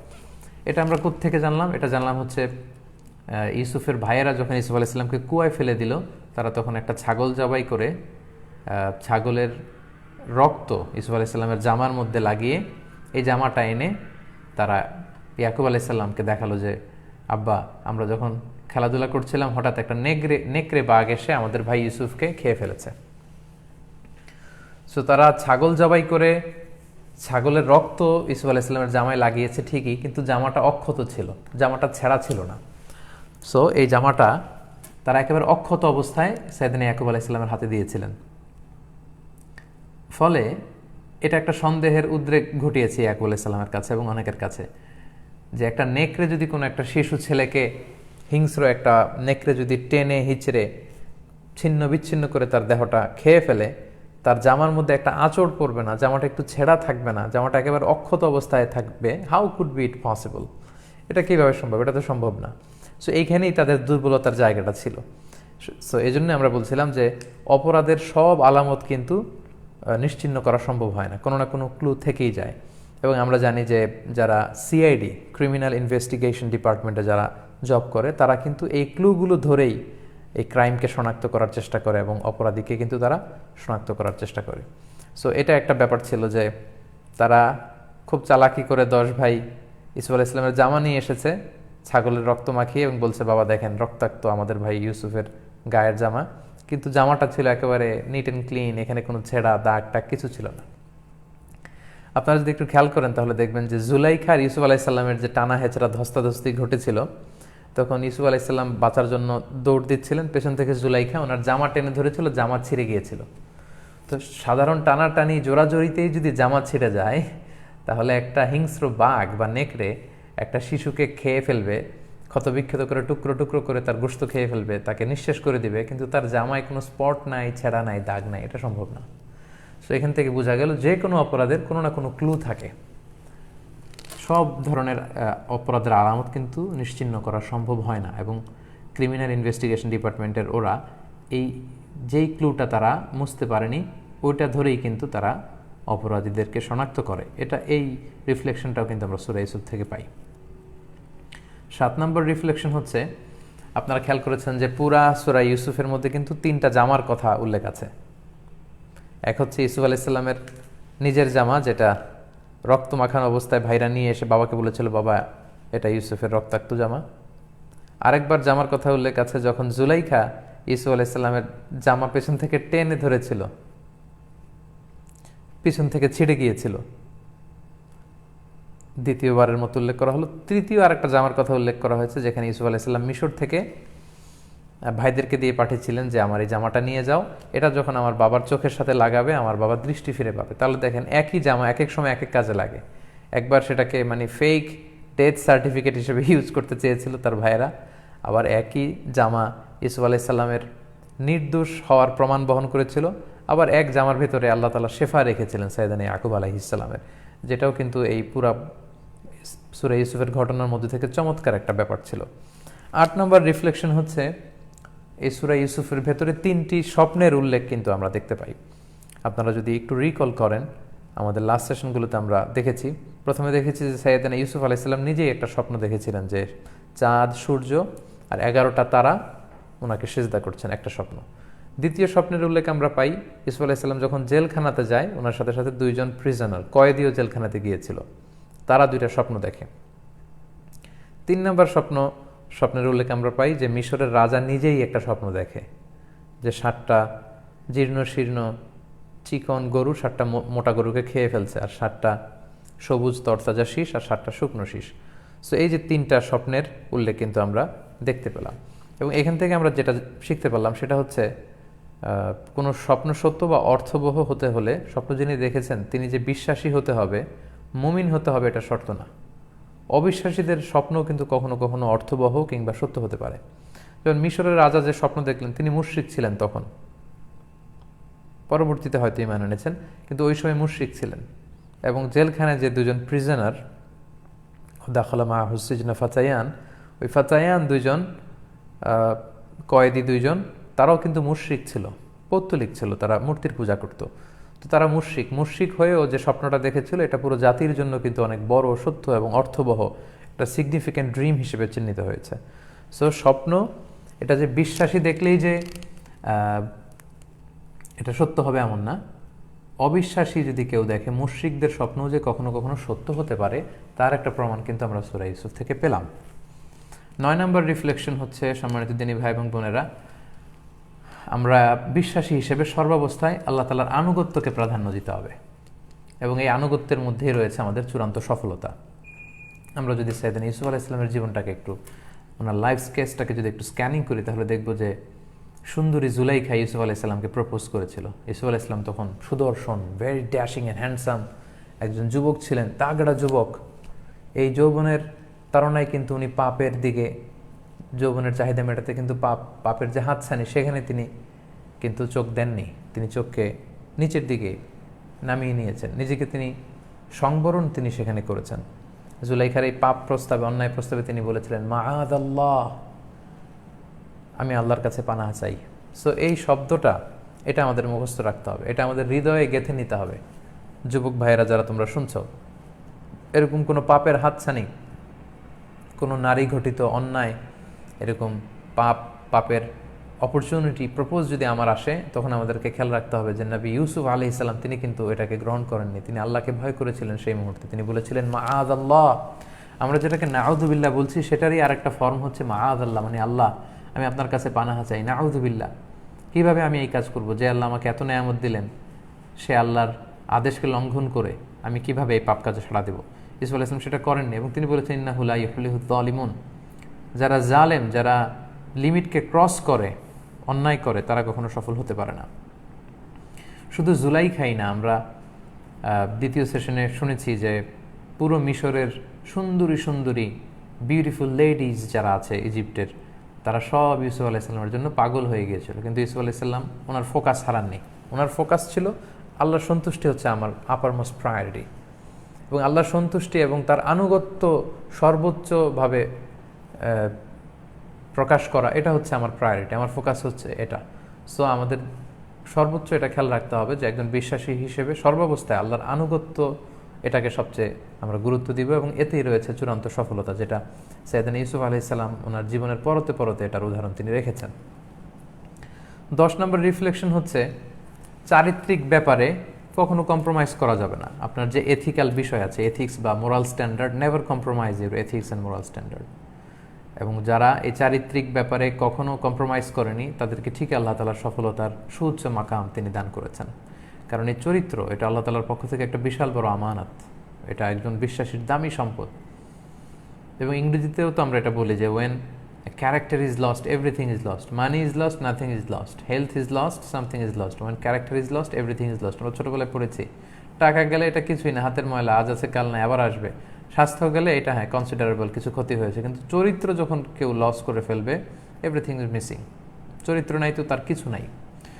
সম্মানিত যুবক ভাইরা, ইউসুফ আলাইহিস সালামের এই ঘটনা প্রবাহ থেকে আমাদের জন্য এটা একটা বড় রিফ্লেকশন যে আমরা যে কোনো মূল্যে আমাদের চরিত্রকে আমাদের হেফাজত করতে হবে, আমাদের নজরকে আমাদের হেফাজত করতে হবে। আল্লাহ রাসূল সাল্লাল্লাহু আলাইহি ওয়াসাল্লাম বলেছেন, নাযার সাহমুন মাসমুমুন মিন সিহামি ইবলিস। এই যে আমাদের নজরটা, এটা হচ্ছে শয়তানের তীর মাখানো তীরের মধ্যে থেকে একটা ভয়ঙ্কর তীর। এই তীর মেরে সে যুবক যুবতীদেরকে কাবু করে ফেলে। এজন্য অসংলগ্ন দৃষ্টিপাত, এটা মোবাইলের স্ক্রিনে হোক, এটা ল্যাপটপের স্ক্রিনে হোক, এটা আশেপাশে হোক, এটা থেকে আমাদেরকে বিরত থাকতে হবে এবং যে কোনো মূল্যে আমাদের চরিত্রটাকে কিন্তু হেফাজত করতে হবে। এবং এই যে যৌবন, ইয়থ, আমাদের গায়ে এখন রক্ত গরম, যৌবনের তাড়নায় টকবগে আমাদের যৌবন, এটা কিন্তু আল্লাহ তাআলার পক্ষ থেকে আমানত, এটা কিছুদিন পরে থাকবে না। তাই যুবক যুবতী ভাই বোনদের প্রতি আমার বিনীত আবেদন যে আমাদের অসংলগ্ন যে দৃষ্টিপাত, এটা লাগাম টেনে ধরতে হবে। এই যৌন অপরাধগুলো থেকে যে কোনো মূল্যে আমাদেরকে বেঁচে থাকতে হবে। আল্লাহর হাবিব সাল্লাল্লাহু আলাইহি ওয়াসাল্লাম বলেছেন, মাইয়াদমান লিমা বাইনা লিহিয়াইহি ওয়া মা বাইনা রিজলাইহি আদমান লাহুল জান্নাহ। আমার উম্মতের মধ্যে থেকে যারা শুধু 2টা অঙ্গের গ্যারান্টি দিবে যে এই 2টা অঙ্গের পাপ সে করবে না, আমি বিশ্বনবী নিজে তাকে জান্নাতের গ্যারান্টি দিব। সুবহানাল্লাহ বিহামদি। সেই 2টা অঙ্গ কি? এক হচ্ছে 2 চোয়ালের মধ্যখানে যা আছে, মানে জিহ্বা। এই জিহ্বা দিয়ে সে মিথ্যা, গীবত, অন্যায় এগুলো করবে না। 2 হচ্ছে 2 পায়ের মাঝখানে যা আছে, 2 রানের মাঝখানে, 2 পায়ের মাঝখানে অর্থাৎ লজ্জাস্থান। এই লজ্জাস্থানের দ্বারা সংঘটিত কোনো পাপের সাথে যদি সে নিজেকে না জড়ায়, আর জিহ্বা দিয়ে যে পাপগুলো ঘটে থাকে এগুলো থেকে যদি সে নিজেকে পরহেজ করতে পারে, আমি নবী তাকে জান্নাতের গ্যারান্টি দিচ্ছি। সুবহানাল্লাহ। সো এই জন্য যৌবন হচ্ছে আমানত এবং উত্তম চরিত্র, এটা অনেক বড় একটা নেয়ামত। আমরা যেন কোনোভাবে আমাদের এই মোরাল স্ট্যান্ডার্ডকে কম্প্রোমাইজ না করি, এটা একটা বড় শিক্ষা। 11 নম্বর রিফ্লেকশন হচ্ছে দাওয়া could be done anywhere in the world, even in jail. দাওয়া অ্যাক্টিভিটি সব জায়গায় করা যায়। পৃথিবীর প্রতিটা জায়গায়, প্রতিটা সোসাইটি, প্রতিটা এরিয়া হচ্ছে আমাদের দাওয়াতি এরিয়া। কোনো জায়গায় আমাদের দাওয়াতি এরিয়ার বাইরে নয়।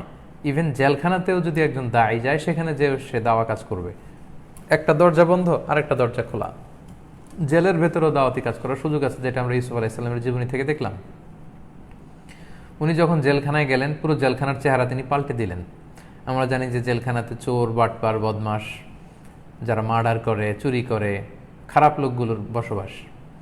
সো কারা কর্তৃপক্ষ এই কয়েদিদেরকে সামলাতে খুব টালমাটাল হয়ে যায়, হিমশিম খেয়ে যায়।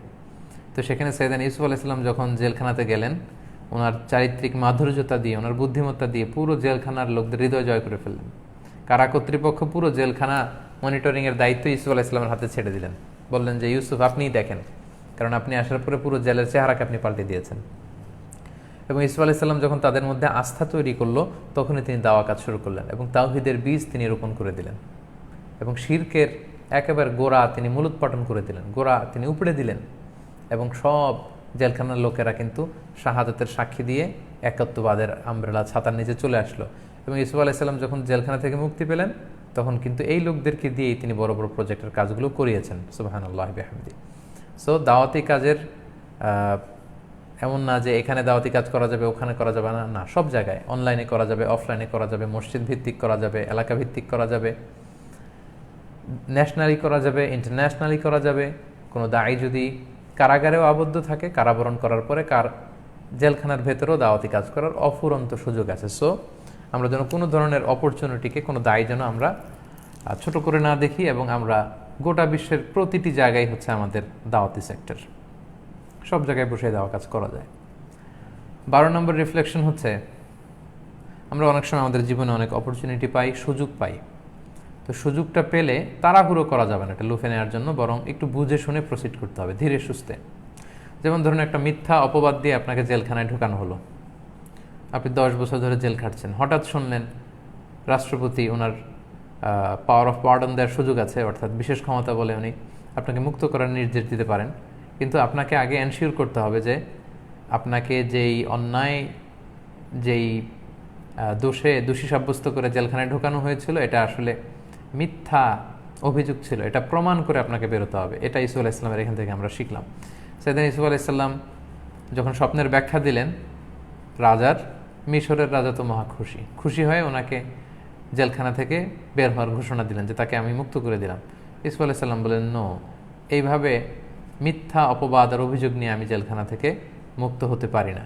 তিনি ওনার বিরুদ্ধে আরোপিত যে অভিযোগ, এটার পূর্ণ তদন্তের দাবি করলেন। তো পূর্ণ তদন্ত যখন করা হলো, আমরা দেখেছি যে জুলাইখা সেখানে দোষী সাব্যস্ত হয়েছে। ইসুফ আলাইহিস সালাম যে কতটা নির্মল এবং নিষ্কলুষ চরিত্রের অধিকারী সেটা প্রমাণিত হয়েছে। সো সুযোগ পেলেই তাড়াহুড়ো করা যাবে না, ধীরে সুস্থে প্রসিড করতে হবে। নিজের অবস্থানটা সবসময় ক্লিয়ার রাখতে হবে, ট্রান্সপারেন্ট একটা অবস্থান লাগবে। 13 নম্বর রিফ্লেকশন হচ্ছে, নিজের যোগ্যতা অনুযায়ী জায়গা করে নেওয়ার চেষ্টা করা, এটা জরুরি। আপনি যেই কাজের জন্য উপযুক্ত, আপনি যখন ওই পজিশনে বসবেন তখন আপনি বেশি ফ্লোরিশ করতে পারবেন, এটা স্বাভাবিক। এবং অনেক সময় প্রয়োজনে নিজের ঢোল নিজেরও পেটানো লাগে, অনেক সময় প্রয়োজনে, ইন সাম কেসেস।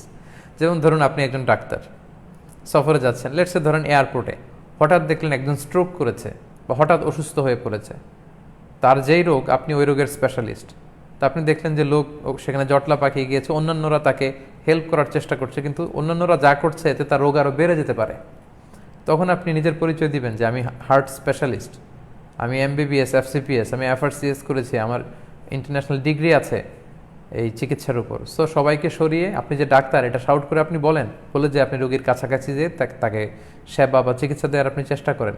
তখন এই যে নিজেকে আপনি জাহির করলেন, এতে কোনো সমস্যা নেই, কারণ মাঝে মাঝে নিজের ঢোল নিজেকে পেটাতে হয়। এরকম পরিবেশে যখন আপনি ওই স্থানে গেলে আপনি ইউ ক্যান কন্ট্রিবিউট মোর, তখন আপনি কিন্তু আপনার নিজের যোগ্যতা অনুযায়ী আপনার জায়গাটাকে আপনার হোল্ড করে নিতে হবে। যেমন ইউসুফ আলাইহিস সালাম যখন স্বপ্নের ব্যাখ্যা দিলেন, রাজা খুশি হয়ে তাকে জেল থেকে মুক্ত করে নিয়ে আসলেন, নির্দোষ প্রমাণিত হলো। তখন মিশরের রাজা বললেন যে আমি আমার প্রাইভেট সেক্রেটারি তাকে বানাবো, আস্তাখলিস হলি নাফসি, আমার সহচর। ইউসুফ আলাইহিস সালাম বললেন, না, আমি আপনার প্রাইভেট সেক্রেটারি হতে চাই না, আমাকে কোষাধ্যক্ষ বানাবেন। মিশরের কোষাধ্যক্ষ, ফিনান্স মিনিস্টার যদি আপনি আমাকে বানান, তাহলে আসন্ন যে দুর্ভিক্ষ, এটাকে নিয়ন্ত্রণে, এটা মোকাবেলায় যা যা করা দরকার সেটার জ্ঞান আল্লাহ তাআলা আমাকে দিয়েছেন। So I know how to handle the drought. এই যে ফ্যামিন হবে, ড্রট হবে, এই দুর্ভিক্ষ নিয়ন্ত্রণে যা যা কৌশল অবলম্বন করা দরকার আল্লাহ তাআলা সে জ্ঞান আমাকে দান করেছেন। সো আমাকে আপনার পার্সোনাল সেক্রেটারি না বানিয়ে আমাকে ফিনান্স মিনিস্টার অফ ইজিপ্ট হিসেবে অ্যাপয়েন্ট করলে আই ক্যান কন্ট্রিবিউট মোর। তাহলে তিনি কিন্তু পজিশন চেয়ে নিলেন। সাধারণত পজিশন চেয়ে নেওয়া যায় না ইসলামে, কিন্তু জায়গা বিশেষে বলতে হয় যে আমি এইটার স্পেশালিস্ট, সো আমাকে এইখানে কাজের সুযোগ করে দিলে আই ক্যান কন্ট্রিবিউট মোর। এই রিফ্লেকশনটাও কিন্তু আমরা সূরা ইউসুফ থেকে নিতে পারি। 14 নম্বর রিফ্লেকশন হচ্ছে রিসোর্স ম্যানেজমেন্টের ব্যাপারে। আমাদের লেটস আমরা যদি গভর্নমেন্ট রিসোর্সের কথা বলি, সেক্ষেত্রে এটা সুষম বন্টন, এটার ব্যাপারে পরিকল্পনা, এটার ইমপ্লিমেন্টেশন, এগুলো খুব জরুরি। তা না হলে কিন্তু দেশের মধ্যে একটা ক্যাওস তৈরি হবে। এবং যেটা আমাদের বাংলাদেশে আমরা দেখছি, আমাদেরকে কিন্তু আল্লাহ সবুজ শ্যামল একটা চমৎকার বাংলাদেশ দিয়েছেন, ন্যাচারাল বিউটি আছে, আমাদের জমি খুব উর্বর, আমরা অনেক সম্ভাবনাময়ী একটা দেশ। কিন্তু আমাদের এই গভর্নমেন্ট যে রিসোর্স আছে, আমাদের ন্যাচারাল রিসোর্সগুলোকে যদি আমরা যথাযথভাবে যদি ব্যবহার করতে না পারি, তাহলে কিন্তু এটা সুষম বন্টন সম্ভব না। To take the best out of our resource, এটা কিন্তু সম্ভব না। মানে আমরা আমাদের কক্সবাজারকে যদি আমরা একটা ট্যুরিস্ট এরিয়া হিসেবে হাইলাইট করতে পারি ইন্টারন্যাশনালি, মানুষ ডিরেক্টলি ঢাকা থেকে কক্সবাজার এয়ারপোর্টে যেয়ে নামবে, আমাদের বিরাট একটা ট্যুরিস্ট এলাকা হতে পারে। কাঞ্চনজঙ্ঘাকে আমরা প্রমোট করতে পারি, সিলেটের বিভিন্ন এরিয়াকে আমরা প্রমোট করতে পারি। এভাবে আমাদের অনেক কিছু আছে। বিভিন্ন দেশের সামান্য কিছু প্রোডাক্ট, এটাকে তারা হাইলাইট করে, এটার প্রমোশন করে, এটার মার্কেটিং করে গোটা বিশ্বব্যাপী তারা ব্র্যান্ডিং করছে। যেমন এই যে আমাদের পাট শিল্প আজকে ধ্বংসের মুখে, কিন্তু এই জুট কটন কিন্তু ইন্ডিয়াতে এমন এমন জুট কটন দিয়ে ঈদের পাঞ্জাবি তৈরি করা হচ্ছে, আমাদের বাংলাদেশের মার্কেটগুলো কিন্তু সয়লাভ। সো আমাদের পাট গোল্ডেন ফাইবার অফ বাংলাদেশ বলা হতো, এটাকে আমরা প্রমোট করতে পারিনি। সো আমাদের যে রিসোর্সগুলো আছে এটার প্রপার ম্যানেজমেন্ট যদি আমরা এনশিওর করতে না পারি, তাহলে কিন্তু এটার সর্বোচ্চ যে সুবিধা অ্যাডভান্টেজ এটা আমরা নিতে পারবো না। আর এটা যদি গভর্নমেন্ট রিসোর্সের ক্ষেত্রে আমরা বলি, এটা আরও বেশি দরকার। ইসু আলাইহিস সালামের ঘটনার সাথে এটা কীভাবে রেলেভেন্ট আপনি খেয়াল করেন। দুর্ভিক্ষ যখন আসলো তখন মিশরে নতুন করে কিছু ফলানো হবে, নতুন কিছু করা হবে, নতুন কিছুই করা হয়নি। শুধু ইসু আলাইহিস সালাম গভর্নমেন্ট রিসোর্সগুলোকে সুন্দরভাবে হ্যান্ডেল করলেন, সুবিন্যস্ত করলেন, সুষম বন্টন করলেন। তিনি বললেন তাজরাউনা সাবআ সিনিনা দাআবা, রাষ্ট্রীয়ভাবে তিনি প্যাট্রন করলেন যে 7 বছর টানা আমরা গম চাষ করব, এবং গমের শীষ সহকারে গমগুলোকে আমরা মাখাজেনে রেখে দিব, অর্থাৎ যেখানে কোল্ড স্টোর বা প্রিজার্ভ করা যায় সেখানে। তারপরে এটা আমরা যখন দুর্ভিক্ষ আসবে তখন এটা আমরা জনগণের মধ্যে বিতরণ করব, এবং বহির্বিশ্বে দুর্ভিক্ষের কবলে পড়ে যারা আসবে তাদের কাছে আমরা বিক্রি করব। ফলে আমাদের মানে অর্থনীতির চাকা আরও সচল হবে। ফলে এই যে গভর্নমেন্ট রিসোর্সটাকে উনি এত চমৎকারভাবে এটাকে হ্যান্ডেল করলেন, এটাকে ম্যানেজ করলেন। So the important matter is how do you manage the resource. আপনার কী পরিমাণ রিসোর্স আছে এটার চেয়েও আপনি কিভাবে এটাকে মেনটেইন করেন, এটা কিন্তু আমাদের জন্য বেশি গুরুত্বপূর্ণ। সো আমি রিসোর্স ম্যানেজমেন্টের যে রিফ্লেকশনটা বললাম, এটা কিন্তু রাষ্ট্রীয় পর্যায়ে অনেক বড় কাজে দেয়। যে আমাদের দেশের সামগ্রিকভাবে আমাদের যে জাতীয় সম্পদ, আমাদের যে ন্যাচারাল রিসোর্স আছে, আমাদের খনিজ সম্পদ, আমাদের কৃষিজ সম্পদ, আমাদের যে গবাদি পশুগুলো আছে, আমাদের যে বন আছে, জঙ্গল আছে, এগুলোকে সুন্দরভাবে এগুলো ম্যানেজমেন্ট করা, এগুলোকে ইউজ করা, এবং এগুলো সর্বোচ্চ এটার যে উপকারিতা আছে এটা নেয়া, এটার জন্য একটা প্রপার ম্যানেজমেন্টের দরকার আছে, এবং সেটার অনেক ল্যাকিং আমাদের বাংলাদেশে। সো প্রতিটি দেশেই কিন্তু আমরা এই বিষয়গুলো আমরা দেখি যে এগুলোর মাধ্যমে সর্বোচ্চ তারা হাসিল করে নিচ্ছে। সো এই রিসোর্স ম্যানেজমেন্টের ব্যাপারটা কিন্তু ইউসুফ আলাইহিস সালাম যেভাবে খাদ্যশস্য সংরক্ষণ করে দুর্ভিক্ষের কবল থেকে মিশরকে বাঁচিয়েছিলেন, এই জায়গাটা থেকে কিন্তু আমরা এই রিফ্লেকশনটা পেতে পারি। 15 নম্বর রিফ্লেকশন হচ্ছে a true Muslim always remain patient. একজন সত্যিকার বিশ্বাসী সবসময় ধৈর্যশীল থাকে, কখনো ধৈর্য হারায় না। বিশ্বাসীরা সবসময় ধৈর্যশীল, এবং ইন্নাল্লাহা মা'আস সাবিরিন, আল্লাহ তাআলা কিন্তু ধৈর্যশীলদের সাথে সবসময় থাকেন। আমরা ইয়াকুব আলাইহিস সালামের ঘটনায় দেখেছি, যত বিপদই আসুক না কেন, একটার পর একটা বড় বিপদ আসছে আর উনি বলছেন ফাসবরুন জামিল, আমি উত্তম ধৈর্য ধারণ করলাম। সো ধৈর্য হচ্ছে মুমিনের সবসময়ের সাথী, যে কোনো পরিস্থিতিতে বিশ্বাসীরা ধৈর্য ধারণ করে। 16 নম্বর রিফ্লেকশন হচ্ছে একজন বিশ্বাসী সবসময় হি ইজ অলওয়েজ অপটিমিস্টিক, আশাবাদী। আমি আমার বিভিন্ন আলোচনায় বলি, বিশ্বাসীরা কখনো হতাশ হয় না, নিরাশ হয় না। একজন বিশ্বাসী ট্রু বিলিভার কখনো সে হাল ছেড়ে দেয় না, সে ভরসা রাখে আল্লাহর উপর, সে আশাবাদী হয়, হি ইজ অলওয়েজ অপটিমিস্টিক। এবং ইয়াকুব আলাইহিস সালামের ঘটনা থেকে আমরা তাই দেখলাম। ইউসুফকে হারালেন, বানিয়ামিনকে হারালেন, তারপরও ছেলেদেরকে বললেন যে ইয়া বানি ইয়াযহাবু ফাতাহাসসাসু মিন ইউসুফ, যাও মিশরে যে ইউসুফকে খোঁজো, বানিয়ামিনকে খোঁজো, ওয়া আখি ওয়ালা তাইয়াসু মির রাহিল্লাহ ইন্নাহু লা ইয়াইয়াসু মির রাহিল্লাহি ইল্লাল কওমুল কাফিরুন। আল্লাহর রহমত থেকে নিরাশ হয় না, কাফেররা ছাড়া কেউ আল্লাহর রহমত থেকে নিরাশ হয় না। সো মুমিনরা কখনো নিরাশ হবে না, এটা আমরা শিখলাম। আবার তিনি একেবারে শেষ মুহূর্তে এসেও তিনি আশা হারাননি, আশাবাদী ছিলেন। তিনি বলেছেন আসাল্লাহু আইয়া আতিয়ানি বিহিম জামিআন, আমি এখনও আশাবাদী যে আল্লাহ তাআলা ইউসুফকে, বানিয়ামিনকে সবাইকে আমার কাছে আবার ফিরিয়ে আনবে, আমাদেরকে আবার রিইউনিয়ন করবেন, আমাদেরকে আল্লাহ একত্রিত করে দিবেন। এবং সেটাই ঘটেছে, তিনি যেমনটি আশা করেছিলেন আল্লাহ তাআলা ঠিক তেমনটিই করেছিলেন। 17 নম্বর রিফ্লেকশন হচ্ছে যে কোনো বড় কাজ যখন আপনি আঞ্জাম দিবেন, আপনার একটা মাস্টার প্ল্যান থাকতে হবে। আমরা ইউসুফ আলাইহিস সালামের ঘটনার দিকে যদি খেয়াল করি, তাহলে দেখব যে উনি একটা মাস্টার প্ল্যান করেছিলেন, এবং সেভাবে ধীরে ধীরে সব তিনি করতে শুরু করেছেন। কিভাবে চাষাবাদ করবেন, কিভাবে তিনি দুর্ভিক্ষ মোকাবেলা করবেন। এরপর যখন তিনি আগে থেকেই ভেবে রেখেছেন যে দুর্ভিক্ষ যখন হবে তখন নিশ্চয়ই কানান থেকে অনেকে আসবে, তিনি খোঁজ নিচ্ছিলেন তার ভাইয়েরা আসে কিনা। ঠিকই ভাইয়েরা আসলো, কৌশল করে বললেন তোমাদের আরেক ভাইকে নিয়ে আসতে হবে, তা না হলে নেক্সট টাইমে আসলে কিন্তু শস্য পাবে না। তারা বানিয়ামিনকে নিয়ে আসলো, তিনি কৌশল করে বানিয়ামিনের ব্যাগের ভেতরে রাজার পানপাত্র রেখে দিলেন। বানিয়ামিনকে সাময়িক সময়ের জন্য চোর সাব্যস্ত করে কৌশলে ভাইকে রেখে দিলেন এবং পরবর্তীতে আবার তারা ফিলিস্তিনে ফিরে গেল। তারপর তারা যখন আবার আসলো তখন তিনি নিজের পরিচয় প্রকাশ করলেন, তারপর নিজের জামা দিয়ে বাবার কাছে পাঠালেন। একটার পর একটা, মানে all about the master plan. উনি চমৎকার একটা মাস্টার প্ল্যান করেছিলেন এবং সেই অনুযায়ী ধাপে ধাপে কিন্তু তিনি সব কাজগুলো করেছেন। এবং এটাও কিন্তু আমরা ইউসুফ আলাইহিস সালামের জীবনী থেকে শিখতে পারি যে একটা বড় প্রজেক্ট যখন আপনি হ্যান্ডেল করবেন, you must have a master plan. তা না হলে কিন্তু সেটা আপনি সুন্দরভাবে সমাপ্ত করতে পারবেন না। 18 নাম্বার যে রিফ্লেকশনটা শেয়ার করব সেটা হচ্ছে আল্লাহর জবাব দেয়া পর্যন্ত অপেক্ষা করা। যারা আপনাকে হিংসা করে, যারা আপনার পিছু লেগে আছে, হতে পারে ইউসুফ আলাইহিস সালামের ভাইদেরকে যেমনি আল্লাহ তাআলা এনে ইউসুফ আলাইহিস সালামের কাছে তিনি ফেলেছিলেন, আপনার নিন্দুকেরা আপনার কাছেও এভাবে এসে করজোরে ক্ষমা চাইতে পারে, হতে পারে। তো এই জন্য কী লাগবে, একটু আপনার ধৈর্য ধারণ করতে হবে, একটু সময়ের অপেক্ষা। সো আপনার নিজের জবাব নয়, নিন্দুকদের জন্য আপনি আল্লাহর জবাবের অপেক্ষা করুন। যারা আপনাকে নিয়ে হিংসা করে, যারা আপনাকে অপ্রয়োজনে নিন্দা করে, যারা আপনার পিছনে লেগে আছে, শত্রুতা পোষণ করে, আপনার জবাবের প্রয়োজন নেই। নিন্দুকের জন্য আল্লাহর জবাবের অপেক্ষা করুন। আল্লাহর উপরে এতটুকু আস্থা রাখুন, ভরসা রাখুন, কারণ আল্লাহ তাআলা কোনো কিছুই ভুলে যান না। ওমা কানা রব্বুকা নাসিয়া, আল্লাহ ভুলে যান না। আল্লাহ শেষ মুহূর্তে হলেও আপনার পক্ষ থেকে জবাব দিবেন, দরকার একটু ধৈর্য। সো আল্লাহর জবাব পর্যন্ত অপেক্ষা করা, এটাও আমরা শিখলাম। ইউসুফ আলাইহিস সালাম কিন্তু সেটাই করেছেন, শেষ মুহূর্ত পর্যন্ত অপেক্ষা করেছেন, নিজে কিছু বলেননি। আল্লাহই ভাইদেরকে অপমানিত করে ইউসুফ আলাইহিস সালামের কাছে এনে ফেলেছেন। সুবহানাল্লাহ বিহামদি। সর্বশেষ রিফ্লেকশন হচ্ছে উসরি ইউসরা, কষ্টের সাথে স্বস্তি।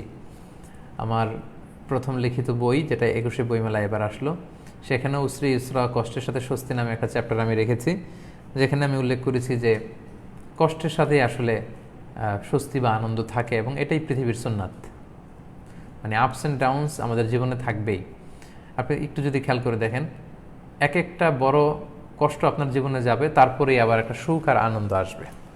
ইউসুফ আলাইহিস সালামের জীবনে যদি আমরা খেয়াল করি, ওনাকে কুয়ায় ফেলে দেওয়া হলো, ছোট্ট একটা শিশু, ভাইয়েরা অন্ধ কুয়ায় ফেলে দিল, সেখানে তিনি থাকলেন। এই যে একটা মারাত্মক ভয়ঙ্কর কষ্ট, এটার পরেই কিন্তু আল্লাহ তাআলা ওনাকে রাজপ্রাসাদে নিয়ে ফেললেন। তাহলে কষ্টের পরেই স্বস্তি। ইউসুফ আলাইহিস সালাম প্রায় 10 বছরের মতো জেলখানাতে ছিলেন। জেলখানার এই কঠিন জীবন শেষে আল্লাহ তাআলা ওনাকে ইজিপ্টের ফিনান্স মিনিস্টার বানালেন, অর্থমন্ত্রী। আবার প্রচণ্ড দুর্ভিক্ষে তিনি খুব হার্ড ওয়ার্কিং করলেন, তারপরে আবার সুজলা সুফলা শস্য শ্যামলায় রূপান্তর করে দিলেন আল্লাহ ইজিপ্টকে। সো কষ্টের সাথে স্বস্তি থাকে, উসরি ইউসরা, এটা বিশ্বাসীদের জন্য অনেক বড় মোটিভেশন। বিশ্বাসীরা অল্পতে ঘাবড়ে যায় না, বরং কষ্টের মুহূর্তগুলোতে তারা ধৈর্য ধারণ করে এবং ঠিকই একটা সময় তারা সফলতার মুখ দেখে। সম্মানিত, শুধু এই ছিল সূরা ইউসুফের আলোকে কিছু রিফ্লেকশনস, যেগুলো আমি খুঁজে পেয়েছি, আপনাদের সাথে শেয়ার করেছি। আরও হয়তো অনেক রিফ্লেকশনস থাকতে পারে, আপনারা আরও চমৎকারভাবে যদি খুব ডিপ স্টাডি করেন, আরও অনেক রিফ্লেকশন আপনারাও বের করে নিয়ে আসতে পারবেন ইনশাল্লাহ। এ পর্যায়ে সংক্ষিপ্ত পরিসরে 2-1 মিনিটে কিছু লাইফ লেসন আপনাদের সাথে শেয়ার করে আজকের এই চতুর্থ পর্বে লাইভ সেশনটি আমরা শেষ করব। পুরো ঘটনা থেকে আমরা কিছু লাইফ লেসন পাই, যেগুলো আমাদের জীবনের সাথে খুব প্রাসঙ্গিক, এবং এগুলো যদি আমরা মেনে চলি তাহলে এটা আমাদের জীবনের জন্য অনেক ভালো হবে। যেমন প্রথম লাইফ লেসন আমি যেটা ফিল করি, ইউসুফ আলাইহিস সালামের ভাইদের থেকে আমরা যেটা শিখি, যে আসলে জেলাসি করে কেউ জীবনে উন্নতি করতে পারে না। Avoid jealousy. হিংসাকে আপনি অ্যাভয়েড করুন, কারণ হিংসা সম্পর্কের মধ্যে ভাঙন সৃষ্টি করে, পরিবারের বিশৃঙ্খলা তৈরি করে, এটা ভেতর থেকে আপনাকে জ্বালাবে। আপনি হিংসা করে কোনো লাভ নাই, বরং আপনার সহযোদ্ধা সহকর্মী কেউ যদি ভালো করে, আপনি তার জন্য দোয়া করুন। দোয়া করলে কী লাভ? ফেরেশতারা, কেউ যখন তার ভাইয়ের জন্য দোয়া করে, ফেরেশতারা আল্লাহকে বলে, আল্লাহ, সে তার ভাইয়ের জন্য যে এই দোয়াটা করছে, আগে এই দোয়াটা তার নিজের জন্য কবুল করুন। সুবহানাল্লাহ বিহামদি। তো কেন আপনি হিংসা করবেন? এবং হিংসা করে আপনি কি করতে পারবেন? কারণ এটা তো আল্লাহর ফায়সালা। কাকে আল্লাহ কোন নেয়ামতে ধন্য করবেন, আল্লাহর ফায়সালা, আল্লাহর তাকদীর। আপনি কি আল্লাহর তাকদীরের ভেতরে হাত ঢোকাতে যাচ্ছেন? আল্লাহর ফায়সালাতে আপনি অসন্তুষ্ট থাকতে যাচ্ছেন? নাউযুবিল্লাহি মিন যালিক। হিংসা আপনার নেক আমলকে ধ্বংস করে দিবে, এবং হিংসুকদের হিংসা থেকে আল্লাহ আমাদেরকে পানা চাইতে বলেছেন সূরা ফালাকের ভেতরে, যে ওমিন শাররি হাসিদিন ইযা হাসাদ। আল্লাহ যখন হিংসা কেউ করে, সেটা থেকে আমি পানাহ চাই। রাসূল সাল্লাল্লাহু আলাইহি ওয়াসাল্লাম বলেছেন যে হিংসা মানুষের নেক আমলকে ধ্বংস করে দেয়, যেমনি আগুন লাকড়ি বা কাঠ ধ্বংস করে দেয়, জ্বালিয়ে দেয়। সো 1 নম্বর আমাদের লাইফ লেসন হচ্ছে, জীবনে যদি সুখী হতে চান, অ্যাভয়েড জেলাসি। হিংসা বাদ দেন। হ্যাঁ, মানবিক কারণে কেউ খুব এগিয়ে যাচ্ছে, কেউ খুব সফল হচ্ছে, একসাথে আমরা পড়াশোনা করেছি, একসাথে আমরা চলাফেরা করেছি, সে এত সফল হয়ে গেল, সে এত বড় হয়ে গেল, এই হিংসা যদি আপনার মনের মধ্যে আসে, নিজেকে বোঝানোর চেষ্টা করুন যেটা আল্লাহর ফয়সালা। এবং নিশ্চয়ই সে যে সফল হচ্ছে, সে হার্ডওয়ার্কিংয়ের কারণেই সফল হচ্ছে, সে তার ভালো কাজের জন্য সফল হচ্ছে। সে কিভাবে সফল হচ্ছে, ওইভাবে আপনি সফল হওয়ার চেষ্টা করুন, আপনিও তার মতো ভালো করার চেষ্টা করুন, আর তার জন্য দোয়া করুন। হিংসা না করে দোয়া করলে যেটা হবে, আল্লাহ তাআলা আপনার জন্য এই নেয়ামতকে বরাদ্দ করে দিতে পারে।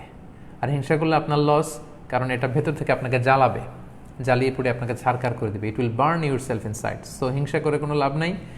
ইউসুফ আলাইহিস সালামের ভাইদের আচরণ থেকে আমরা শিখলাম যে আমাদেরকে হিংসা ছাড়তে হবে। 2 নম্বর, ইয়াকুব আলাইহিস সালাম থেকে আমরা শিখলাম যে কীভাবে আল্লাহর উপর তাওয়াক্কুল করতে হয়। জীবনের প্রতিটি ক্ষেত্রে যেন আমরা তাওয়াক্কুল করি। ইয়াকুব আলাইহিস সালাম যত বিপদে পড়েছেন, উনি বলেছেন ইন্নামা আশকু বাসি ওয়া হুজনি ইলাল্লাহ, আমার দুশ্চিন্তার কথা আমি কাউকে শেয়ার করি না, আমি আল্লাহকে বলি। সবসময় আল্লাহর উপর তাওয়াক্কুল করতেন। সো তাওয়াক্কুল মানে হচ্ছে কোনো কাজের পরিকল্পনা করা, তারপর পরিকল্পনা বাস্তবায়নের উপায় খুঁজে বের করা, এবং সেটা করার জন্য প্রাণান্তক চেষ্টা চালিয়ে যাওয়া, এরপর কর্মশেষে ফলাফলের জন্য আল্লাহর উপর নির্ভর করা।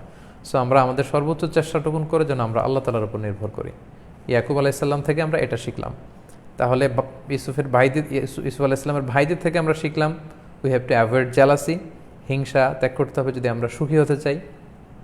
ইয়াকুব আলাইহিস সালাম থেকে শিখলাম সবসময় আমাদেরকে তাওয়াক্কুল করতে হবে আল্লাহ তাআলার উপর।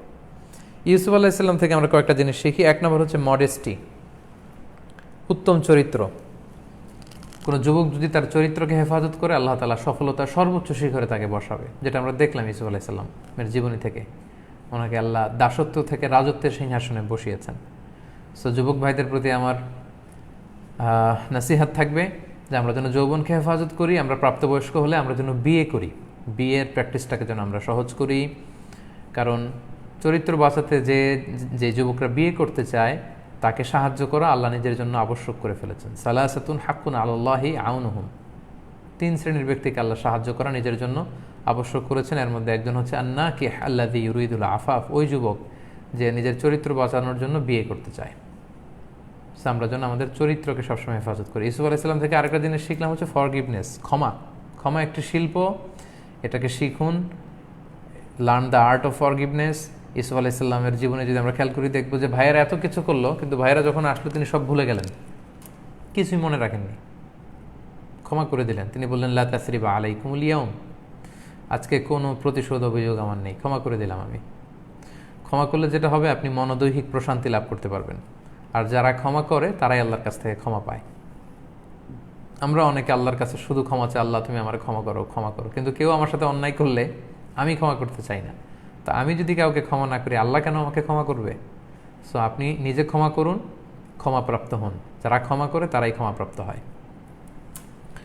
ইউসুফ আলাইহিস সালামের কার্যক্রম থেকে আরেকটা জিনিস শিখলাম, সেটা হচ্ছে প্ল্যানিং অ্যান্ড হার্ড ওয়ার্কিং, যেটা এই পৃথিবীতে সফল হওয়ার মূল মন্ত্র। যে কোনো কাজের আগে আপনাকে ওয়েল প্ল্যানিং করতে হবে এবং হার্ড ওয়ার্কিং করতে হবে, এবং এটাই হচ্ছে সফলতার মূল মন্ত্র। প্ল্যানিং এবং হার্ড ওয়ার্কিং থাকলে সফলতা ধরা দেবেই, এবং এটাই দুনিয়াতে আল্লাহর সুন্নাত। আমাদের প্ল্যানিং নেই, হার্ড ওয়ার্কিং নেই, আমরা আল্লাহর সাহায্য চেয়ে শুধু বসে থাকি, এতে কিন্তু কখনোই সফলতা আসা সম্ভব না। জুলাইখা থেকে আমরা কি শিখি? জুলাইখার এখান থেকে একটা জিনিস শিখলাম যে সত্য কোনো না কোনো একদিন প্রকাশ পাবে, সত্যকে আটকে রাখা যায় না। The truth must reveal today or tomorrow, এটা প্রকাশ পাবেই। অনেক অত্যাচার করেছিল ইউসুফ আলাইহিস সালামের সাথে, জেলে বন্দি করা হলো, কিন্তু শেষ পর্যন্ত সত্য প্রকাশিত হলো। ইউসুফ আলাইহিস সালাম যে নির্দোষ এটা প্রমাণিত হলো, এবং কোরআনও সেটা বলছে যে আল আনা হাসাসাল হক। জুলাইখা বলল আজকে তো সত্য প্রকাশ হয়ে গেল। সো সত্য কখনো গোপন থাকে না। অন্যায়ভাবে যদি কারো প্রতি আপনি অত্যাচার করেন, জুলুম করেন, এই জুলুম, এই অন্যায়, এটা যে ভুল ছিল এবং আপনি যে অন্যায় করেছেন সে যে নির্দোষ ছিল, এটা কোনো না কোনো একদিন প্রকাশ পাবেই। যে অন্যায় করেনি সে যে নির্দোষ, এটা প্রকাশ পাবেই। সত্য কখনো ঢাকা থাকে না।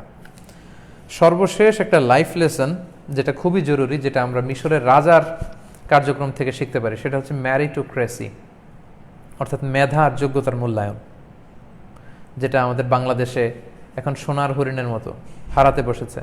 আমরা মিশরের রাজার কার্যক্রম যদি খেয়াল করি, তাহলে দেখব ইউসুফ আলাইহিস সালামকে যখন স্বপ্নের ব্যাখ্যা তিনি করে দিলেন, মিশরের রাজা চাইলে সিম্পলি তাকে শুধু জেলখানা থেকে মুক্তির ঘোষণা দিলেই পারতেন, কিন্তু না, তিনি দেখলেন যে ইউসুফ তো সাধারণ মানুষ না, সে তো মেধা এবং যোগ্যতার মাপকাঠিতে উত্তীর্ণ। সে যদি আজকে স্বপ্নের ব্যাখ্যা করে দিতে না দিত, তাহলে তো মিশর মারাত্মক দুর্ভিক্ষের কবলে পড়ে পুরো জাতিটা মেসাকার হয়ে যেত। তখন তিনি শুধু ইউসুফ আলাইসাল্লামকে জেল থেকে মুক্ত ঘোষণা করেই ক্ষান্ত হননি, বরং তিনি ইউসুফ আলাইসাল্লামকে নিজের সহচর বানাতে চাইলেন। বলেন, আস্তাখলিসহু লিনাফসি, আমার সেক্রেটারি বানাবো তোমাকে, এবং ইন্নাকা আল ইয়াউমা লাদাইনা মাকিনুন আমিন, আপনার স্ট্যাটাস মর্যাদা আমাদের কাছে অনেক হাই, এবং আপনি আমাদের কাছে the most trustworthy personality to us, আমাদের কাছে আপনি সবচেয়ে বিশ্বস্ত। তাহলে দেখুন, উনি কিন্তু যোগ্যতা এবং মেধার আলোকে পদ দিয়েছিলেন ইউসুফ আলাইসাল্লামকে। এবং আমরা ঘটনায় দেখেছি ইউসুফ আলাইসাল্লাম বললেন যে না, আমাকে আপনার সহচর বা সেক্রেটারি না বানিয়ে আপনি আমাকে কোষাধ্যক্ষ বা মিশরের ফিনান্স মিনিস্টার বানান, তাহলে দুর্ভিক্ষ হ্যান্ডেল করা আমার জন্য সহজ হবে। এবং সাথে সাথেই তিনি ইউসুফ আলাইসাল্লামকে ফিনান্স মিনিস্টার অফ ইজিপ্ট হিসেবে অ্যাপয়েন্ট করলেন।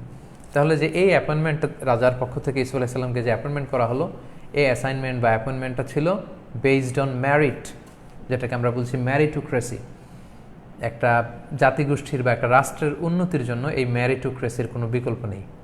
আমাদের প্রিয় মাতৃভূমিতেও যদি আমরা আমাদের ন্যাশনাল পলিসির মধ্যে এটাকে আবশ্যক করে নিতে পারি, তাহলে আমাদের উন্নতি, আমাদের সাকসেস, আমাদের জাতীয় ইমপ্রুভমেন্ট, ডেভেলপমেন্ট, এটা কিন্তু আমরা দেখতে পাবো। কারণ মেধাবীরাই হচ্ছে জাতিকে লিড দেওয়ার যোগ্যতা রাখে। কিন্তু আমরা বাংলাদেশে যদি খেয়াল করি, আমরা দেখব যে ম্যারিটোক্রেসির বদলে এখানে আমরা দেখতে পাই স্বজনপ্রীতি, এখানে চলে ঘুষ, এখানে চলে তদবির, এখানে চলে কোটা সংস্কৃতি, যার ফলে মেধাবীরা আজকে বঞ্চিত হচ্ছে। এবং এই ম্যারিটোক্রেসি আমরা আমাদের জাতীয়ভাবে কিন্তু এটা প্র্যাকটিস করতে পারিনি। সো আমি বাংলাদেশের গভর্নমেন্টকে আজকের এই লাইভের মধ্য দিয়ে বিনীত আহ্বান জানাবো যে ম্যারিটোক্রেসিকে আমাদের বাংলাদেশের ন্যাশনাল পলিসি হিসেবে আপনারা সেট করুন, এবং মেধা এবং যোগ্যতার ভিত্তিতে দেশের প্রতিটি বড় বড় পদের যাদেরকে নিয়োগ দেওয়া হবে, তারা যেন তাদের যোগ্যতা এবং মেধার স্বাক্ষর রেখে সেখানে আসতে পারে। কোনো স্বজনপ্রীতি, কোনো ঘুষ, কোনো ফোন কল, অমুক দলের ক্যাডার, অমুক দলের নেতা, এগুলো করে যেন আমরা আমাদের দেশের এই ভবিষ্যৎকে নষ্ট না করি। সম্মানিত সুধী, এই ছিল রিফ্লেকশনস ফ্রম সূরা ইউসুফ শিরোনামের 4 পর্বের ধারাবাহিক লাইভ সিরিজের আজকের 4র্থ পর্বের একেবারে শেষ পর্যায়ে আমরা চলে এসেছি। আমরা অনেকগুলো রিফ্লেকশন শেয়ার করলাম, অনেকগুলো লাইফ লেসন শেয়ার করলাম, এবং আমি আশা করছি আপনারা মনোযোগ দিয়ে 4টা লাইভ সেশনে আপনারা যারা ছিলেন, আশা করি উপকৃত হয়েছেন। পুরো সূরা ইউসুফের ব্যাপারে আপনাদের একটা সম্যক ধারণা হয়েছে, অনেক লেসেন, অনেক শিক্ষা, অনেক সিগনিফিকেন্স আপনাদের চোখে ধরা পড়েছে। এবং আপনারা ব্যক্তিগতভাবে যদি আরও স্টাডি করেন, আরও পন্ডার করেন, আরও থিঙ্কিং করেন, আপনাদের ক্রিটিক্যাল থিঙ্কিংকে আরও কাজে লাগান, কোরআনের প্রতিটি সূরা থেকে এভাবে আপনারা অনেক রিফ্লেকশনস, অনেক লাইফ লেসন বের করে নিয়ে আসতে পারবেন। আমি আবারও আপনাদেরকে লাইভ শেষ করার আগে অনুরোধ করব, যারা যুক্ত হয়েছেন লাইভটি আপনারা শেয়ার করুন, যাতে করে এই লাইভ সেশন থেকে অন্যান্যরা উপকৃত হতে পারে। আল্লাহ তাআলা আমাদের এই 4 পর্বের লাইভ সিরিজকে কবুল করুক। যারা আপনারা সময় ব্যয় করে প্রতিটি সেশনে যুক্ত ছিলেন, আমি সবাইকে আবারও আন্তরিক ধন্যবাদ জানাচ্ছি। কদরের রাত কয়েকটি চলে গেল, সামনে আর 1-2টি কদরের রাত আছে। আমরা যেন কদরের রাতে বেশি বেশি একে অপরের জন্য দোয়া করি। আমি আপনাদের প্রত্যেকের জন্য দোয়া করছি এবং আপনাদের কাছে দোয়া চাই। আল্লাহ তাআলা আপনাদের সবাইকে ভালো রাখুন, সুস্থ রাখুন, নিরাপদে রাখুন। রিফ্লেকশনস ফ্রম সূরা ইউসুফ শিরোনামের লাইভ সিরিজটি আজকে আমরা এখানেই শেষ করছি। আল্লাহ তাআলা এই লাইভ সিরিজটা আমাদের নাজাতের ওসিলা করুক। সুবহানাকাল্লাহুম্মা বিহামদিকা আশহাদু আল্লা ইলাহা ইল্লা আনতা আস্তাগফিরুকা ওয়া আতুবু ইলাইক। ওয়াসসালামু আলাইকুম ওয়া রাহমাতুল্লাহি ওয়া বারাকাতুহু।